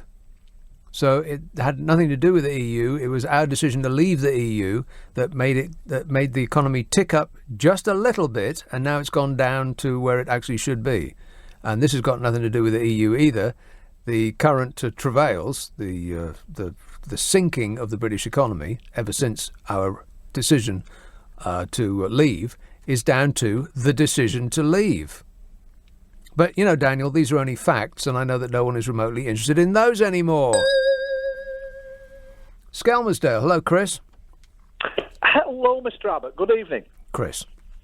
Yes, listen, a quick thing. The pedant in me has made me call up tonight, listening to your radio earlier on, about all those poor individuals who are concerned about the cars running out of... the electric vehicles running out of gas on the motorway, should there be a major power outage. I just thought I'd phone to point out the bleeding obvious that if the electricity wasn't there to charge the car, it wasn't there to power the petrol pump, so you couldn't get petrol either. Yeah, somebody beat you to that one. It was probably me, actually. I probably sent the message in. But listen, I'm known for repetition. It's a sign of genius, Nick. Okay, then. Well, is that it? What to say, okay. Well, why don't you go just tell us what you've already told us and demonstrate your genius. Go ahead, Chris. Or you could pop it in the post. Write a letter and stick it up your post box. 0345 6060 973. Here is Holbeach. Justin. Hello. Hello, can you hear me? Yes, Justin. It always sounds funny on the radio when someone says that, doesn't it? What? Hello, can you hear me? Well, hello? It sounds like you, yes. Hello. Yeah, well, I was ringing up with all your Trump bashing all the time, and LBC, basically. Yeah. Are you a Trump fan? Well, yeah, I am. Well, you surprised me. Why is that, though?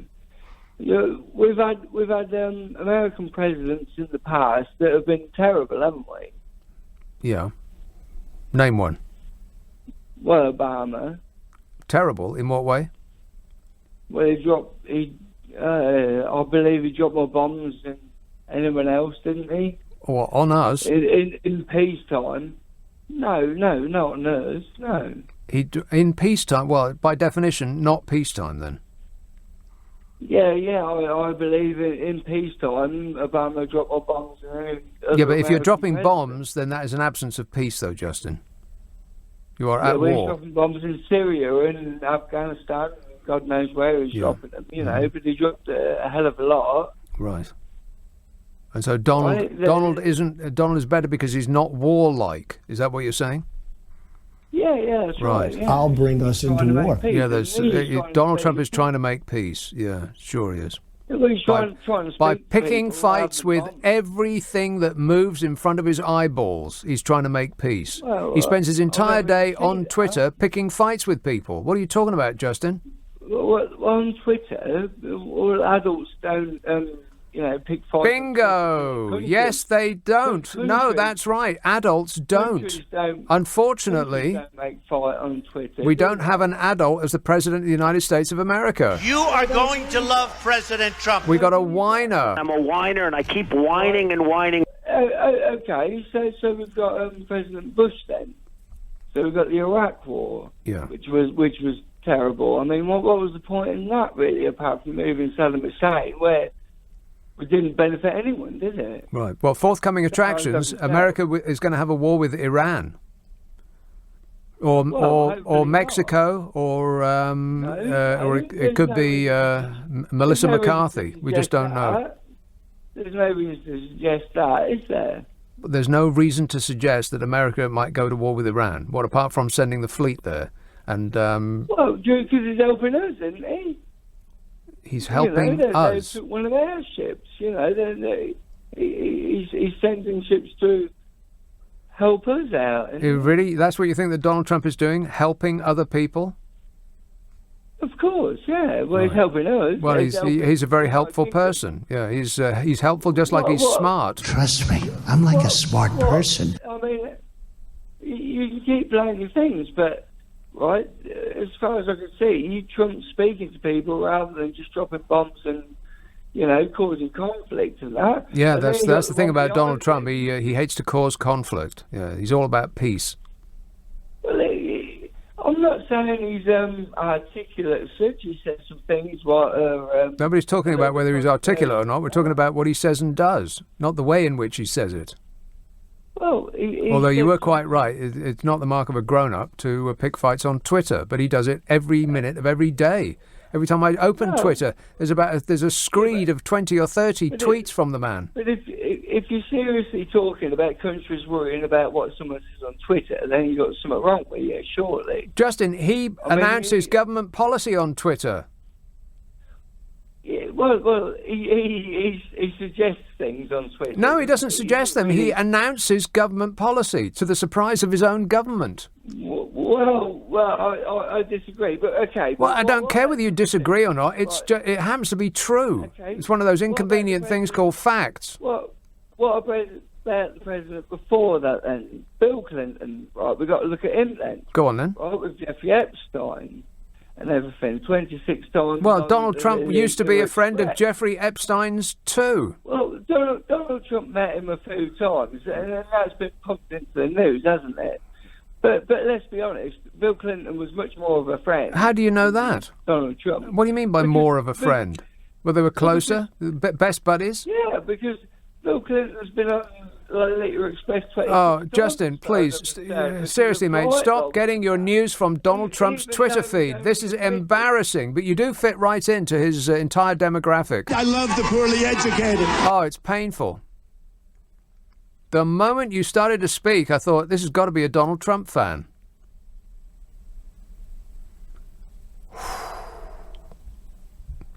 He's not happy. He's still talking away. Is he making any sense yet? I just can't. It's excruciating. Please tell me, Justin, that you don't vote or reproduce. I mean that in the nicest possible way, but, for the benefit of humankind, don't pass those genes on. Please, I'm begging you.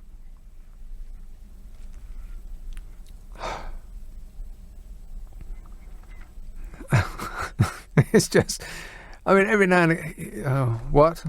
He says he hasn't reproduced. Oh, well, thank God for that. And I do literally mean it.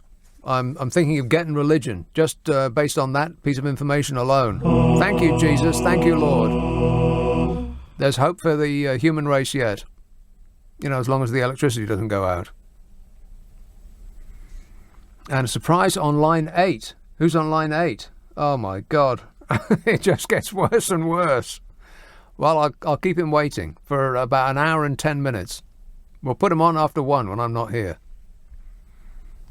Oh, I can't bear it. But we'd have a full house if, Nick, have you heard the word of Jesus? If that guy called in. Haven't heard from him in a good long while.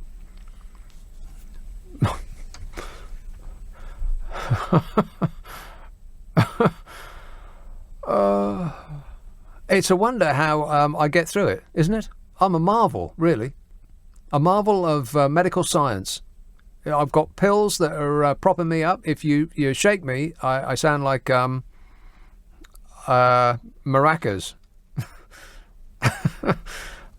0345 6060 973. You can text 84850. Email nicka@lbc.co.uk. And if you're on Twitter, it's @LBC. Let me wipe up some of these texts and emails. Maybe some of these will make sense. What do you think? Is it possible? No, probably not.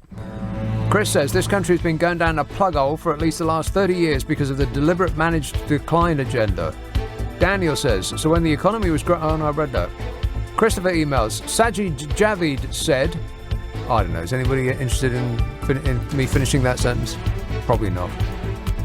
Patrick says, your shocking lack of true national pride... Oh, God, here we go. Not another one of these. because I disagree with you. I'm a traitor. Your shocking lack of true national pride must feel like a life without sentience. Yeah, that makes about as much sense as anything else I've heard on this show so far. It's probably my fault. This is LBC from Global, leading Britain's conversation with Nick Abbot. Hello.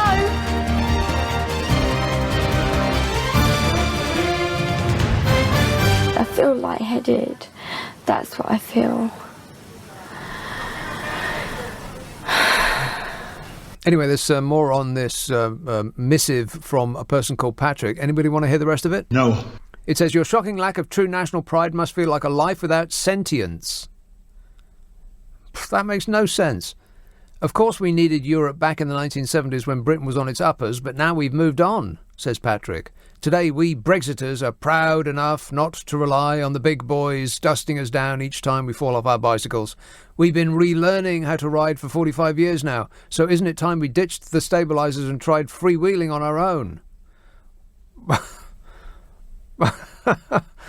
Where do I even begin? First of all, if you've been riding with stabilisers for 45 years, you need those stabilisers and will fall down if they're taken away.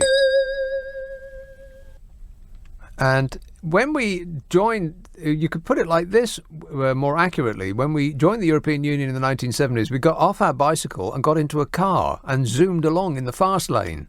Until now, when we got out of the car and we're back on the bicycle, with which we may not ride on the motorway. But other than that, other than those small details, Patrick, you got everything right. Well done. Dark Robin tweets, your self-proclaimed genius caller who said that petrol pumps will be knocked out by power cuts, the same as electric car charging points, is wrong. Petrol pumps have a manual hand crank backup. So there. Wow, did they? Do they? A manual hand crank backup. He says, I worked in the trade. I don't know, does that sound likely?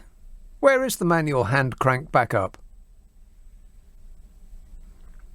Jim says, can you do your entire show standing near to a helicopter readying for takeoff? You'd sound more presidential. Like a smart person.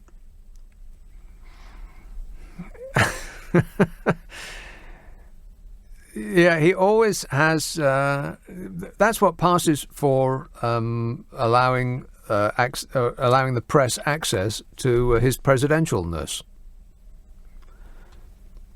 He stands by a helicopter readying for takeoff, so you can barely hear a word he says, and you certainly can't hear the questions from the reporters. And it also gives him a quick exit should he receive a question he doesn't like.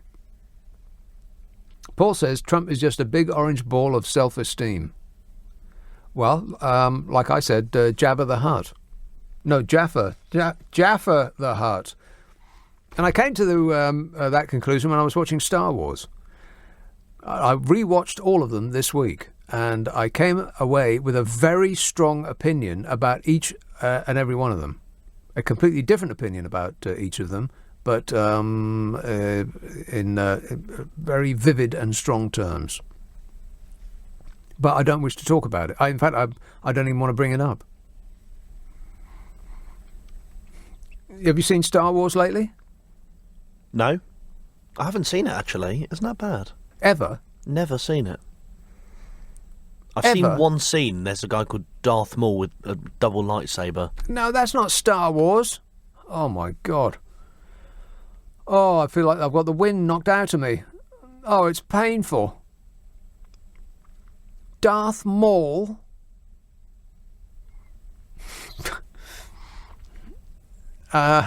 What surprised me about Star Wars, the original one, episode 4, that was the first one they made. I know it's confusing. The first one they made was episode 4. They started in the middle. Was the thing that I came away from that was, yes, of course, it's a great film and very enjoyable and entertaining, but God, it looks so cheap. I think in the maybe in the late 90s or the early 2000s, they went back and tried to digital in some animals and so on in the background to make it look more up to date. But they only made it look less up to date because all of the technology has moved on massively since then. And they just look clunky, they look like claymation. But it looked like they spent no money on it at all, which probably they didn't, because they had no conception of how huge it was going to be. So they didn't. It was just as cheap as it actually looks. The second one, on the other hand, which I previously dismissed, was actually, say it softly, almost better than the first one. They'd spent a lot of money on it because they made a ton of cash from the first one. So they had more money to spend, and the special effects had moved on, and it was I liked it better than at any time that I've seen it previously. But the third one just reinforced my opinion that it's Muppets in space. Oh, and it just goes on so long. Boring. All of those cute little creatures, I wanted to kill every single one of them. To death. I was actually hoping that Darth Vader would come in and do his worst. The third one was terrible, but the first two, tremendous. And Darth Maul didn't feature in any of them. You believe that? Lisa says, I wonder why. Uncertainty. The fact that Remainer politicians have blocked Brexit from happening, I think so. Yeah, that's right. The problems that the country is facing now are because of Remainer politicians. Oh, for crying out loud. Does anybody accept responsibility for any of their actions these days? No. It's always somebody else's fault. Let's have Mill Hill. Susan. Yes. Susan. Hi. Susan. It is absolutely delightful to speak to you. Oh. Seriously, and I'm not going to annoy you, so don't worry. I'm either going to say good evening or good morning. Anyway, I've got a few things to cover, but I won't go on and on. Well, too late. Okay, I'll try and get it out. What? I keep trying to work out who is funnier, you or Eddie Izzard. Well, let me make that. No, let me make it really easy for you, Susan. Eddie Izzard. You reckon? Yes. I love Eddie Izzard, but you are very funny, and I was just thinking, wouldn't it be great if you did a show together? No. But you'd have to do the makeup and skirt and heels. Yeah, I absolutely refuse to do that. Okay, fair enough. Anyway, just an idea. I've been listening to you over the last while, and usually it's a Friday night following Jewish Friday night mother dinner. Yeah. What's for dinner? With her. No, what's for dinner? Well, I'm Jewish, so we usually have. Oh, well, if we were going to have a proper Jewish dinner, we'd have chicken soup, roast chicken, vegetables, and then a big fat crumble for dessert. A chicken crumble? Yep. But tonight we had lamb. Oh, poor little lambs. Know, bouncy, bouncy, bouncy, and then someone shoots a bolt in their head. Don't tell anyone. Anyway, and I really look forward to my journey home because there's you to listen to. Anyway. Yes. Yeah, I don't agree with many people about much, but I seem to agree with you about a lot of things. Well, that makes you right then. I know, it's so good, isn't it? As regards, I mean, we could talk about Trump and Boris forever, but I have to say that I am genuinely terrified about our future. I think it is just beyond any disaster we could ever imagine. Well, it is undoubtedly a period of rockiness. That's a really bad way of putting it. We are going through a rocky period. Oh my! No doubt about it. And we have been gifted a leader that none of us voted for to go, who has a mandate, except that he doesn't, to take this country in the direction that the majority of people don't want to go in. Yeah. And he seems to be espousing positivity as a way to get our mojo back. I mean, for crying out loud. It's awful. I mean, he's always been a buffoon. Always. Well, that's his act. Yeah, it's great. Except it's not an act, apparently. No. Who knew? Oh, I don't know. I'm so upset about that. I mean, honestly, I've never been remotely interested in politics. No. I'm 54. I've never really cared. 54 years old. Hey! And 55 next birthday means I can take a bit of my pension. Anyway, I am deeply worried. Fear for my sanity, which is delicate anyway. Yeah. And can I ask you something completely different? No. Why is it that you work so late, and do you work anywhere else, or do you just chill out? Yeah, I just chill out. Excellent. I think in radio, if you get put on a certain time, at a certain time, that is the time you stay at for the rest of your life. Oh. I've done 10 o'clock at night in so many in pretty much every place I've been in. I mean, I've done all the way around the clock I think I've done all 24 hours of the day. Wow. But mostly at 10. Really? But you're not expanding your work? Oh, I'm expanding. No doubt about that. But no, I do a podcast. I'll be shortly doing 2 podcasts, one with Carol McGiffin, and I do my own. Oh, well, I better listen to that then. I've written books of columns, which are available on the Kindle store. Thanks for asking. No, that's really interesting. And but that's it. Shocking, isn't it? Well, I'm going to make can I make a plug now? It's not commercial. Go on then. So basically, I'm just whoever's interested out there. I've recently started public speaking on the subject of mental health. I'm also a lawyer, but I've had my own mental health issues. And so one day, hopefully, maybe I'll speak on LBC. You are speaking on LBC, yes, Susan. Excellent. Tremendous result all round. Brilliant. All right, thanks a lot, Susan. 0345 6060 973. You can text 84850, email nicka@lbc.co.uk. And if you're on Twitter, it's @LBC. Chicken crumble for dessert for me, please. This is LBC. LBC with Nick Abbott. Call 0345 6060 973. Tweet @LBC. Text 84850. I am not one of your fans! Richard tweets, I bet Carol McGiffin doesn't realise how anti-Brexit you are. She is a patriot. Oh, God. You people, Rich, honestly, if you disagree with me, you're a traitor. Stand down. Ants from Glasgow says, keep your chin up, Nick. Looking forward to your podcast with Carol McGiffin. Yeah, me too. As you are calling from Glasgow, I can check the weather while you wait. It's going to be terrible tomorrow. Well, by terrible, I mean windy. If you're on the south coast, then you are in big trouble. Warning! Because I'll do Folkestone. That's representative of the south coast, isn't it? Today, actually, the rest of today, 50 mile an hour winds. Wow, and that's 50, 55 mile an hour. But sunny, a little bit of cloud, a little bit of sun.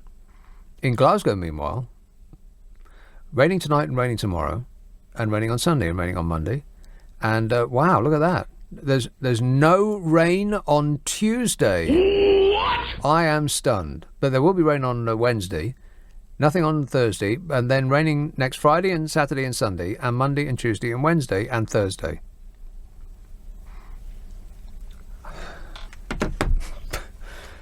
But you know, you've got the all of the amusements in Glasgow to take your mind off the weather. It's a great town. I just couldn't stand the rain. Amsterdam. Hello, Martin.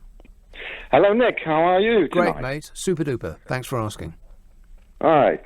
So I believe you've got a little power problem on the island. Yeah, small Just minor one. issue with no electricity. Yes. Today in Amsterdam, in the city centre, we had a small tornado, and guess what? I'm in my home right now, and I have power. Oh, okay. So, in other words, you're suggesting that this country falls flat on its face with a light gust of wind, and in Holland, meanwhile, they can cope with everything that God can throw at them, and still the lights come on. Yeah, pretty much like that. We're even below sea level. We don't manage to flood our own country.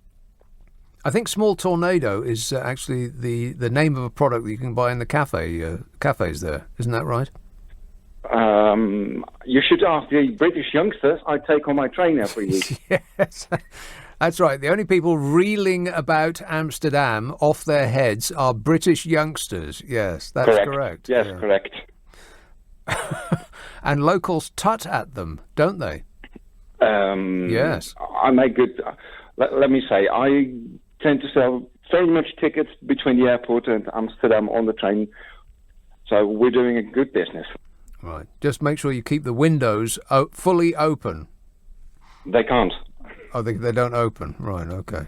No, that's one of those modern trains where with the air conditioning, that if they don't work, they put a train in the shed. Right. Well, provide a separate oxygen canister for the driver because, All right, good work. Thanks a lot, Martin. So they have a tornado in Amsterdam. Also had a tornado in Luxembourg, apparently. Connection? Well... Want to score some pot? Luxembourg has legalized marijuana. Can you believe that? No.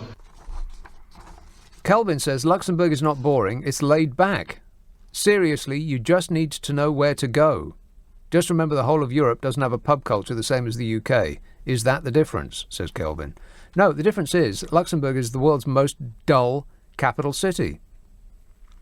Don't tell me about Luxembourg, Kelvin. I spent 6 months there. It is dull boring. It is just so dreary. There's a sandwich shop, and this may or may not have changed. I doubt that anything ever changes in Luxembourg. I bet if I went back now, it'd be the exact same people doing the exact same things. I bet it hasn't changed one iota. It doesn't look like it had changed in decades. There was a sandwich shop right in the middle of Luxembourg that closed for lunch. I'm not making that up. Everything closes for lunch. And by lunch, I mean between 11 and 3. And don't even think about going to the shops after midday on a Saturday. And definitely not on a Sunday. Every single person in Luxembourg was driving a brand new Mercedes, as in all of them. Why? Because they all work in a bank. It's a nation of bankers. Boring. And everything that goes with that. It was so dull. Looks nice. I mean, I would quite like to go back there for, a couple of days. Listen to the Umpar band in the square there. Have some coffee with the cream squirted on top. But other than that, it's a no from me. Luxembourg's called on its European Union neighbours to relax their drug laws as its health minister confirmed plans to become the first European country to legalise cannabis production for consumption. This policy we've had over the last 50 years does not work, says Etienne Schneider. Forbidding everything just made it more interesting to young people. I'm hoping all of this will get a more open-minded attitude towards drugs. That's what he said. Residents over the age of 18 are expected to be able to buy the drug for recreational use legally within 2 years. The state will regulate production and distribution through a cannabis agency. Draft legislation is expected to be unveiled later this year, providing further details on the types of cannabis that will be on sale and the level of tax that will be imposed. Schneider said, I don't know who Schneider is. I've edited that bit. Etienne Schneider. I don't know who that is. Probably a high up, so to speak. He said the legislation was likely to include a ban on non-residents buying cannabis in order to dissuade drug tourism. Are you listening, Amsterdam? He said he was keen to encourage other EU countries to follow Luxembourg's path. What, to come to their senses, you mean? Anybody expect that of us? No. No. If put into action, Luxembourg would join Canada, Uruguay and 11 US states in legalizing marijuana. The UK, on the other hand, has a tough new Home Secretary who wants to ramp up the war on drugs. Oh, fabulous. Why? Because that'll work. Just keep doing the same thing over and over again. It seems to be the thing with all new tough guy Home Secretaries. It's like they're all just reading it off a card. We must revivify the war on drugs. You know, YouGov did a poll. Generally speaking, to what extent would you support or oppose the legalisation of cannabis in the UK? That's what they asked. They asked it on the last month, I think.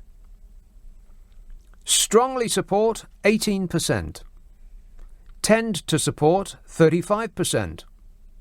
Tend to oppose, 16%. Strongly oppose, 16%. And 15% said... And you got the same result. Quite surprisingly, the same results were, or the results rather, were the same by voting intention. In other words, this is a message to Boris Johnson specifically.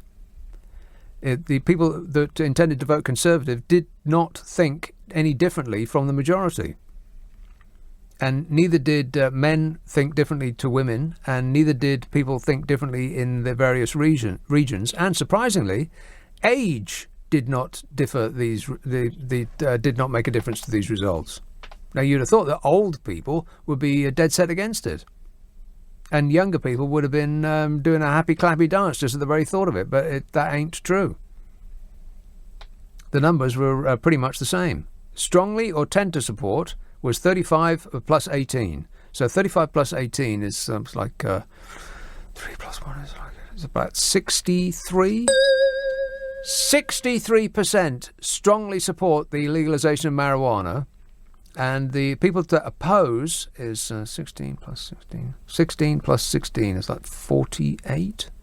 So 63% strongly support it, and 48% said, hell no, we won't go. And 15% didn't know. That sounds about 140% to me.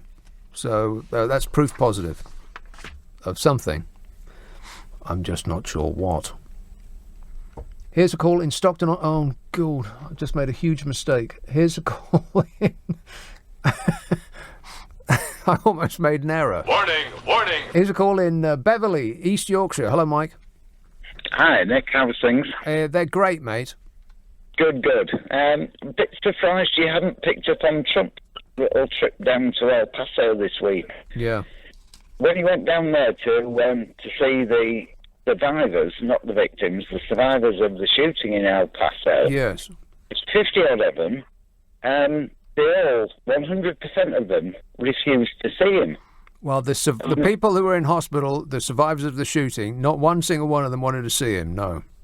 Absolutely, they all refused to see him. So after the trip down to El Paso, he released a video which showed him and nurses and doctors taking selfies, bits and pieces. He's doing that the thumbs up grinning thing that he does when anybody gets a phone out or a camera of any kind. Absolutely. And then he declared the trip to be an absolute success. Everybody loves me down there. They gave me a rock star treatment. That was exactly it. And then he pointed out, this is when he's supposed to be comforting people, he pointed out in his release that the El Paso Democrat had only got 400 people at his latest rally, whereas when Trump went down there, there were thousands supporting him. My ratings are huge.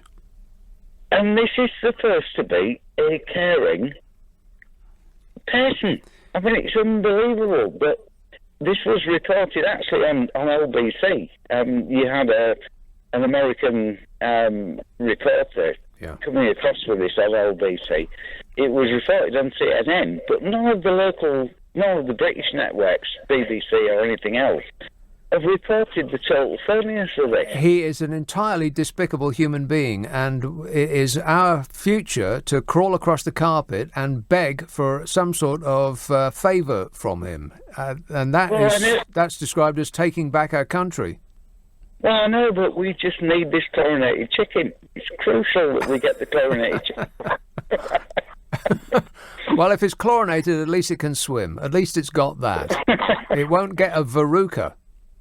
Absolutely. Yeah, don't wait for your feet. Yeah, okay. Thanks for the bad news, Mike. Yeah, Donald Trump went to El Paso, and the locals were absolutely delighted. They said, they love me down there. I have great ratings. And he did a thumbs-up, a grinning selfie with anybody that would stand still long enough. And it was all about him. Me, me, me, me, me, me, me, me, me. He's president. Can you believe it? I'm president. Can you believe it? I don't think that he's a very nice person. Donald Trump is not a nice person. Yeah.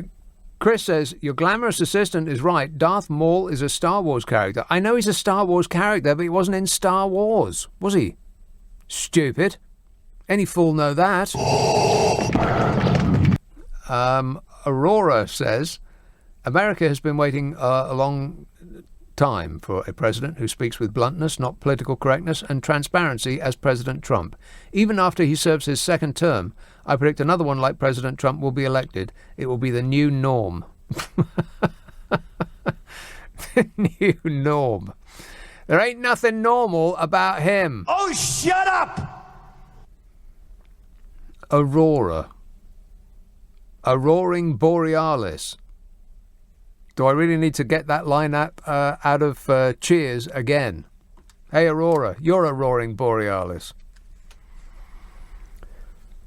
I have to say, when Donald Trump says that there are parts of London that are no-go areas, I think he's betraying a quite stupefying ignorance that makes him, frankly, unfit to hold the office of President of the United States. There's no way that Donald Trump hasn't heard that. So what Boris has had to do to get back in Donald Trump's good books, I mean, can you imagine? Maybe he had to remove some items of clothing. He probably had to pour money all over him. And the flattery. Oh, my God, he must have been laying it on with a trowel. But, at least we've taken back control. 0345 6060 973. It's 12:30. The news headlines on LBC are with Serena Farrow. Is LBC with Nick Abbott. Call 0345 6060 973. Tweet at LBC. Text 84850. Do you mind if I say a few words?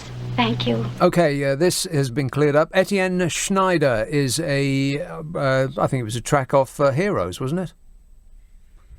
Etienne Schneider is a Luxembourg politician and economist of the Luxembourg Socialist Workers' Party. He also went to the University of Greenwich in London. He is currently Deputy PM of Luxembourg, wherever that is. Darren in Langford says, I'm in Ibiza. Ibiza. How do they say it? Ibiza. Ibiza. He's in Ibiza. He says, Europe people have pushed in every day. I have told them to wait their turn. I was called a English pig. Bad manners. Hey, Europe people. Be polite.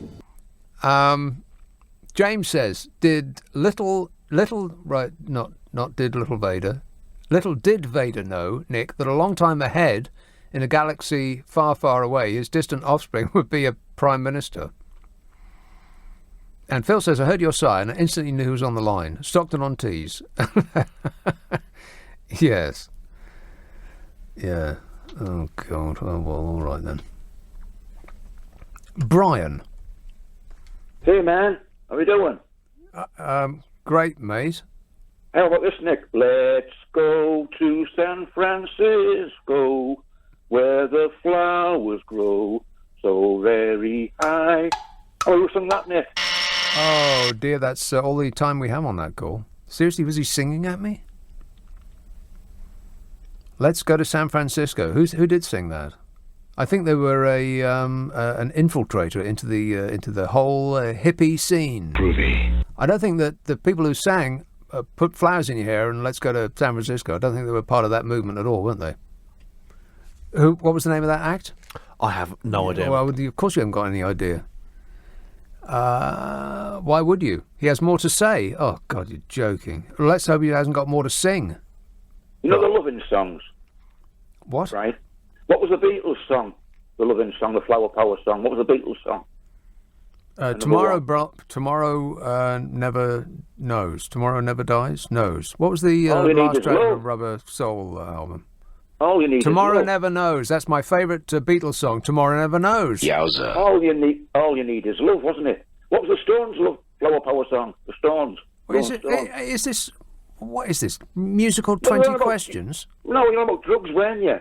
And this was the pot scene and the drug scene in San Francisco, wasn't it? It lasted about 3 weeks, top whack, didn't it? Do you remember? The pot they were walking scene. about like zombies. There's still a pot scene in San Francisco, Brian. They legalised it. It only lasted about all the music scene when they all headed to San Francisco. Lasted about 50 years and counting. No, it lasted about 3 or 4 weeks. They were getting food out the bins and that. They were all starving. But what's your point? I'm just saying. You're on about legalising drugs, aren't you? I was mentioning that Luxembourg has moved to legalise marijuana. Yeah. Yeah, you're saying we should do it here, aren't you? Absolutely. And you seem to be talking about music in San Francisco, the Summer of Love. What's that got to do with it? What I'm saying was, it happened there, walking about smoking cannabis and pot and taking but it wasn't legal. No, what I'm saying is, if it was legal, it would be even worse if it was legal, wouldn't it? It'd be worse. Well, what do you mean by worse? Legal. Well, we've seen what happened all them years ago, right? We've seen how it ruins people's lives ever since then. It's ruined people's lives because it is illegal. Oh, God, I'm not having this conversation with you, Brian. What you know about this subject, I could write in the back of a stamp. Well, hang on. You keep pushing for things all the time, going out on the limb, right? And you're always wrong. You're wrong on everything. I mean, you've said that Boris Johnson... How can you listen to this show for so long, Brian? You are an avid listener, and you've learnt nothing. I've learnt a lot from Nick. I'll tell you what I've learnt on your show. I've learnt that it changes from leading Britain's conversation to leading Brussels' conversation. You're biased. It's unbelievable. You're biased and everything.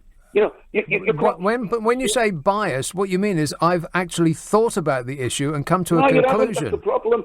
You haven't even thought about the drugs. You never think about anything. You open your big mouth all the time. Yeah. Go out on the limb. Well, if there's anything that you are an expert on, Brian, it's having a big mouth. Wrong. You've said that Boris Johnson won't do a Brexit on the 31st. Now, you saying that, Nick, makes me certain 100% that he will, because you're always wrong. Okay. But apart from all of the time that I've been right about absolutely everything I've ever said... You've never been right in your life, right? I tell you what, you call him Johnson all the time, right? He's doing a fantastic job. Define fantastic job. What is it that he's been doing lately that deserves the term fantastic? You know, like science fiction. He's made it clear he's not going to have a deal. He said, no, he hasn't He hasn't done anything of the sort, Brian. No, he hasn't. He said that we're going to leave on October the 31st, which is probably not going to happen. But he said he would prefer a deal. Yes, a free trade deal. Well, we haven't got to the trade deal part. This is supposed to be the easy bit. It's taken 3 years already. The best way we can leave now, really, in truth. Yeah. The quickest and cleanest way. Yes. Is no deal. The reason is that they will have to start talking about deal after we've left. And so what happens? And what happens in the intervening period between leaving and striking a deal? Well, they both have to strike it as quick as they can. Yeah, but it will take years. So what happens in the intervening period? What you must know, you got it wrong again, Nick. No trade deal in history happens within a matter of days. They take years. So what happens in the intervening period, Brian? It only happens years when you're dealing with the EU. No, it doesn't. America when America does a trade deal with another country, the minimum it has ever taken is a year and a half. It will take under a year. Minimum. I'll make a prediction for you, shall I? Well, your prediction is based on no information of any kind, Brian. You're just making this stuff up. We'll soon find out. I'll make a prediction. We'll do a trade deal within a year with America. That's my prediction. We'll see if it comes true. Okay. All right. Let's imagine that fantastical scenario comes to pass. What are we going to do in the meantime? We'll get. Look. Go on WTO. It's just scrambled, WTO, and WTO will decimate our farming industry more quickly than allowing America to come in and give us their chlorinated chickens. Well, you said when we leave, what will we do about trade deals, right? WTO is trade. Yes, no, I'm not forgetting it at all, and it will decimate many of our industries. No, it won't. All the car industry, the entirety of the car industry will up sticks and leave. Well, what about Germany's cars? Yeah, they'll go back to Germany or Poland or some other place. To Germany.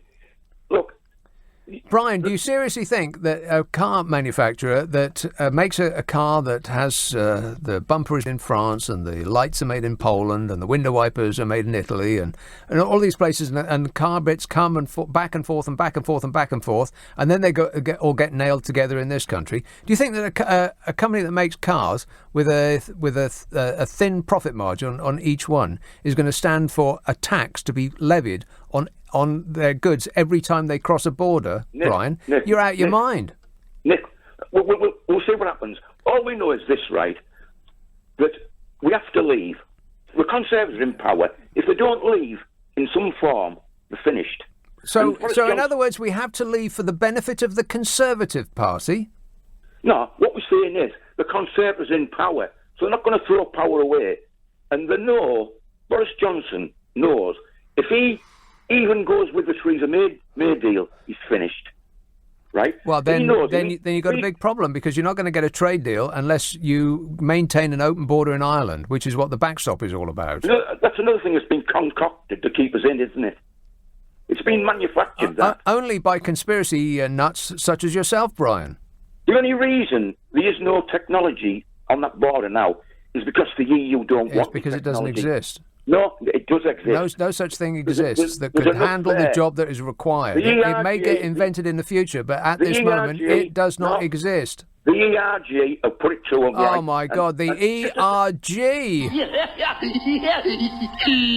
Oh, Struth. He just mentioned the magic words. And at that point, we must part, Brian, but it's been just the same as usual. Oh, it's painful. It can only be attributable to human error. This is LBC with Nick Abbott. Call 0345 6060 973. Tweet at LBC. Text 84850. Come on, we're running late! 0345 6060 973. You can text 84850. Email nicka@lbc.co.uk. And if you're on Twitter, it's at LBC. How that last caller can listen to this show for so long and learn nothing is just incredible to me. That is willful ignorance on his part. The farce is strong with this one. James says, I read that. Chris says, David Davis said EU do deals last minute. Oh, Struth. David Davis said that. He's the guy that said that this deal would be the easiest that anyone had ever done in history. I think that's he's the one that said that, right? Yes. Yeah. Andy says, is your favourite song still Mr. Blue Skies by the Electric Light Orchestra? I remember you saying that years back, says Andy. I've never said that in my life. It's a great song, but it's certainly not my favourite song. Not now, not ever, never has been. What you may be thinking of is when we had the Commonwealth Games last. You know the Olympics are going to be next year? God, don't time fly when you're out of your mind. But when they had the Commonwealth Games and they handed over from Australia, hi, it's the Gold Coast here, we're heading over to Birmingham, and they handed over to Birmingham and they played Mr. Blue Skies and they did this massive routine in the square there in front of that's the town hall, isn't it? It was one of the best things I've ever seen. It's probably still available on the World Wide Web. The Commonwealth Games handover from the Gold Coast to Birmingham, done to the tune Mr. Blue Sky, actually, by the Electric Light Orchestra. The end of which says, and it's in vocoded speak, so you can't hardly tell what they're saying. Please turn me over, it says.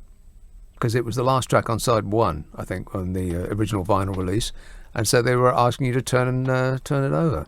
But it's almost impossible to tell that's what he's saying, but I believe that's what it was. Adam says the song San Francisco was by the late Scott McKenzie. Sue in Mersham says the Flower Pot Men. Picking fights with each other now. Nick, Let's Go to San Francisco was done by the Flower Pot Men. Yeah, I think that the Flower Pot Men were a bunch of hangers-on, weren't they? I don't believe that they were part of the that whole hippie nurse. Groovy. You know, the hippie nurse. Stefan says, just listening to your star caller Brian. How can I admire you, Nick? How can you be so calm? I didn't think I was. We almost immediately stand up and start bellowing at each other. How can one person contain so much wrong? That's what astonishes me. Let's have a call in Brighton. Dean. Hey, Nick, you right? Dean. Yeah, you right, yeah. So Brian before me. I mean, what a pillar of intellect he was, eh? Like, I bet he'd never even heard of the World Trade Organisation before Brexit. But what I want to get, like, what bugs me is when people say half of the country voted to leave. Now, I'm not a mathematician, but 17 million people isn't half of the United Kingdom. No. No, it's not, is it? I don't know. Maybe I've got that wrong. And also, I'm not saying all Brexiteers are idiots, but pretty much most of them are. Is that they go, and when they start a sentence with "look," you're going to go, yeah, all right. See, I'm a Remainer, and I can tell the difference between my opinion and fact. Do you get what I mean? So when they say Boris Johnson's doing a fantastic job for the 2 weeks he's been in, and you say, well, what has he done? And they go, well, he's going to leave without a deal. Right, okay. Fantastic. We're really looking forward to that one. And another thing as well with Brian. And another thing, yeah. And another thing, because I could go on all night about Brian. I mean, he was a pearl, he was a gem in the Remainers' crown, because we can just go on about all night about Dean, it. what are you doing to your phone? It sounds like you're fumbling with it. It's the frustration I have when I hear people come out with things that Brian comes out with. All right, well, calm down, man. Why can't we just get along? Let's spread a bit of peace, love and happiness, huh? Groovy. Yeah. No, I agree. All right. Okay, so take a couple of deep breaths, Dean, and Valium out. And there you go. Yeah. I think you probably took the red pill instead of taking the blue one. Damn it! It's a beginner's mistake. All right, thanks a lot, Dean. Kelvin says Luxembourg is not boring. Oh, I've read that one. Yes, it is. Yes, it is. It's very, very boring. I mean, it looks nice, but it's just dull. That's a fact. It's true. Get over it. Berger tweets, Nick, if you let Jesus into your heart, you can embrace Brexit because the EU is basically the Roman Empire and Uncle Nige is the little guy fighting against it. We all know how Rome ended, so come in and join the winning side and watch Brussels go the same way. Oh, for crying out loud. I will not, I refuse to join the winning side, if that is, in fact, your description of it. I will be part of the Rebel Alliance. This says Trump's signature tune should be Hey Mr. Tangerine Man. Rock and roll! Jimmy in Colchester says some electric charging points for electric cars run but a diesel generator. I'm not making this up. Google it, says Jimmy. So, Nick, some electric charging points for electric cars run by a diesel generator. Are run by a diesel generator? And I will not Google it. Let's have South Wales, Cwmbran. Philip. Yeah, hello, Nick.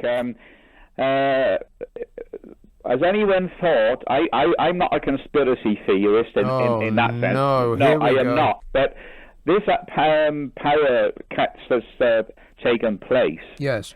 I mean, I'm a Remainer, by the way, and I think this country. I think it's pronounced Ramona. Oh well, yeah. Anyway, it could have been a cyber attack from Russia. Oh. I mean, I honestly believe that it can be done. I personally believe that they did interfere in the American elections. Well, they did. There's no doubt about it. Yeah, that's right. Yeah. It could be a cyber attack. Of course, they're not going to tell us that. Well, that's a very good point. It's precisely right. It could be a foreign entity. Let's say it was Vlad the Insaner, who was just testing out the button on his desk. Yeah, I mean, I believe that Europe is under attack.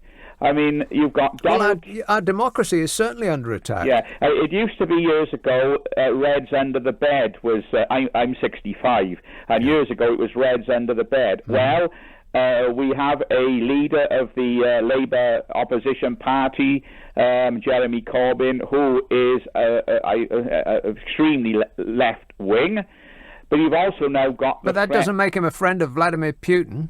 No, but he doesn't like the EU, never has. But we've now got the threat from the extreme right. You've got Nigel Farage, Gove, Boris Johnson, all these other people who wanted us to Brexit. Yeah. Where have they got their money from? Excellent question. I think their money's come from extremely... Well, let's not... but you don't know, so let's not start picking fights with billionaires. But people who are behind, who are full-on Brexiters, should ask themselves, where does all the money come from? Where has the cash come from to push the Brexit cause? And the answer is that the money that has not come from millionaires has come from billionaires. Then ask yourself this: when has a billionaire ever done you a favour? When has a billionaire ever had your interests at heart?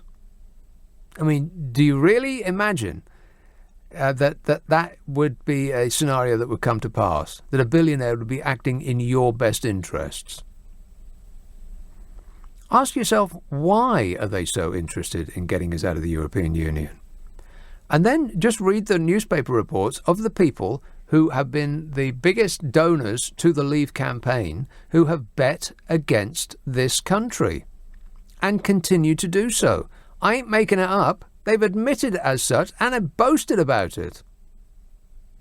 One of the biggest backers of Boris Johnson personally, the Conservative Party in general, and the Leave campaign bet against the pound, knowing that it would go down after the referendum, and did his best to make that happen, to make the referendum decision to leave the European Union, and the very next day woke up hundreds of millions of pounds better off. I'm not fantasizing. That's true. That happened. The same person is also betting against British industry to make another killing the day after we actually leave.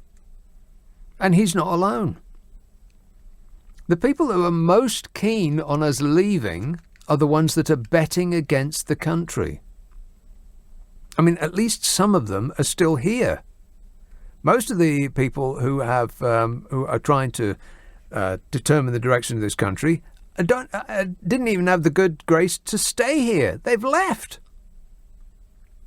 in order to pay less tax in the country that they're trying to direct from a tax haven abroad. And Brexiters, they take this information on, and you still think that this is the right way to go? Or, more like, you hear the information, you see it coming your way, and then you put up your deflector shields so that no contrary view will get through. Because I don't know why it would make you lose hope. This is your last hope. Hey, are we back to Star Wars again? A new hope. You have a new hope and it would be dashed on the rocks. Or it would, probably more accurately, it would cause a loss of face. So this country has lost, getting on for 20% of the value of its currency, lost hundreds of billions of pounds in investment. It continues to drain out every minute of every day. And also that people who made a decision based on the best interests of billionaires don't want to admit that they've been conned because it would mean a loss of face. And that's where we are right now. What a way to run a country, eh? Dreadful. It just boggles my mind to know what might happen or to contemplate what might happen between now and 10 o'clock this evening. But whatever it is, we'll chew it up and we'll spit it out then, eh? Pay attention, Brian. You might learn something. I do believe that Steve Allen will set you straight at 5 o'clock. But right now, it's Matt Stadlen. Nick, you really must have enjoyed my show last Friday because you keep playing out the trail for last week. Oh, it's... was it really that good? It was like that when I got here. Not my fault. Hey, have you heard? Yes. A man thought that he was turning into a dog, a personality disorder, so he went to the psychologist and he said, I think I'm turning into a dog. Oh my God, wait a minute, this isn't a joke, is it? The psychologist said to the man, listen, just go and lie down on the couch and I'll take a look at you, don't worry. You know what the man said? I'm feeling rough. I'm not allowed on the couch. Oh my God. A presenter with material. Where's the woof sound?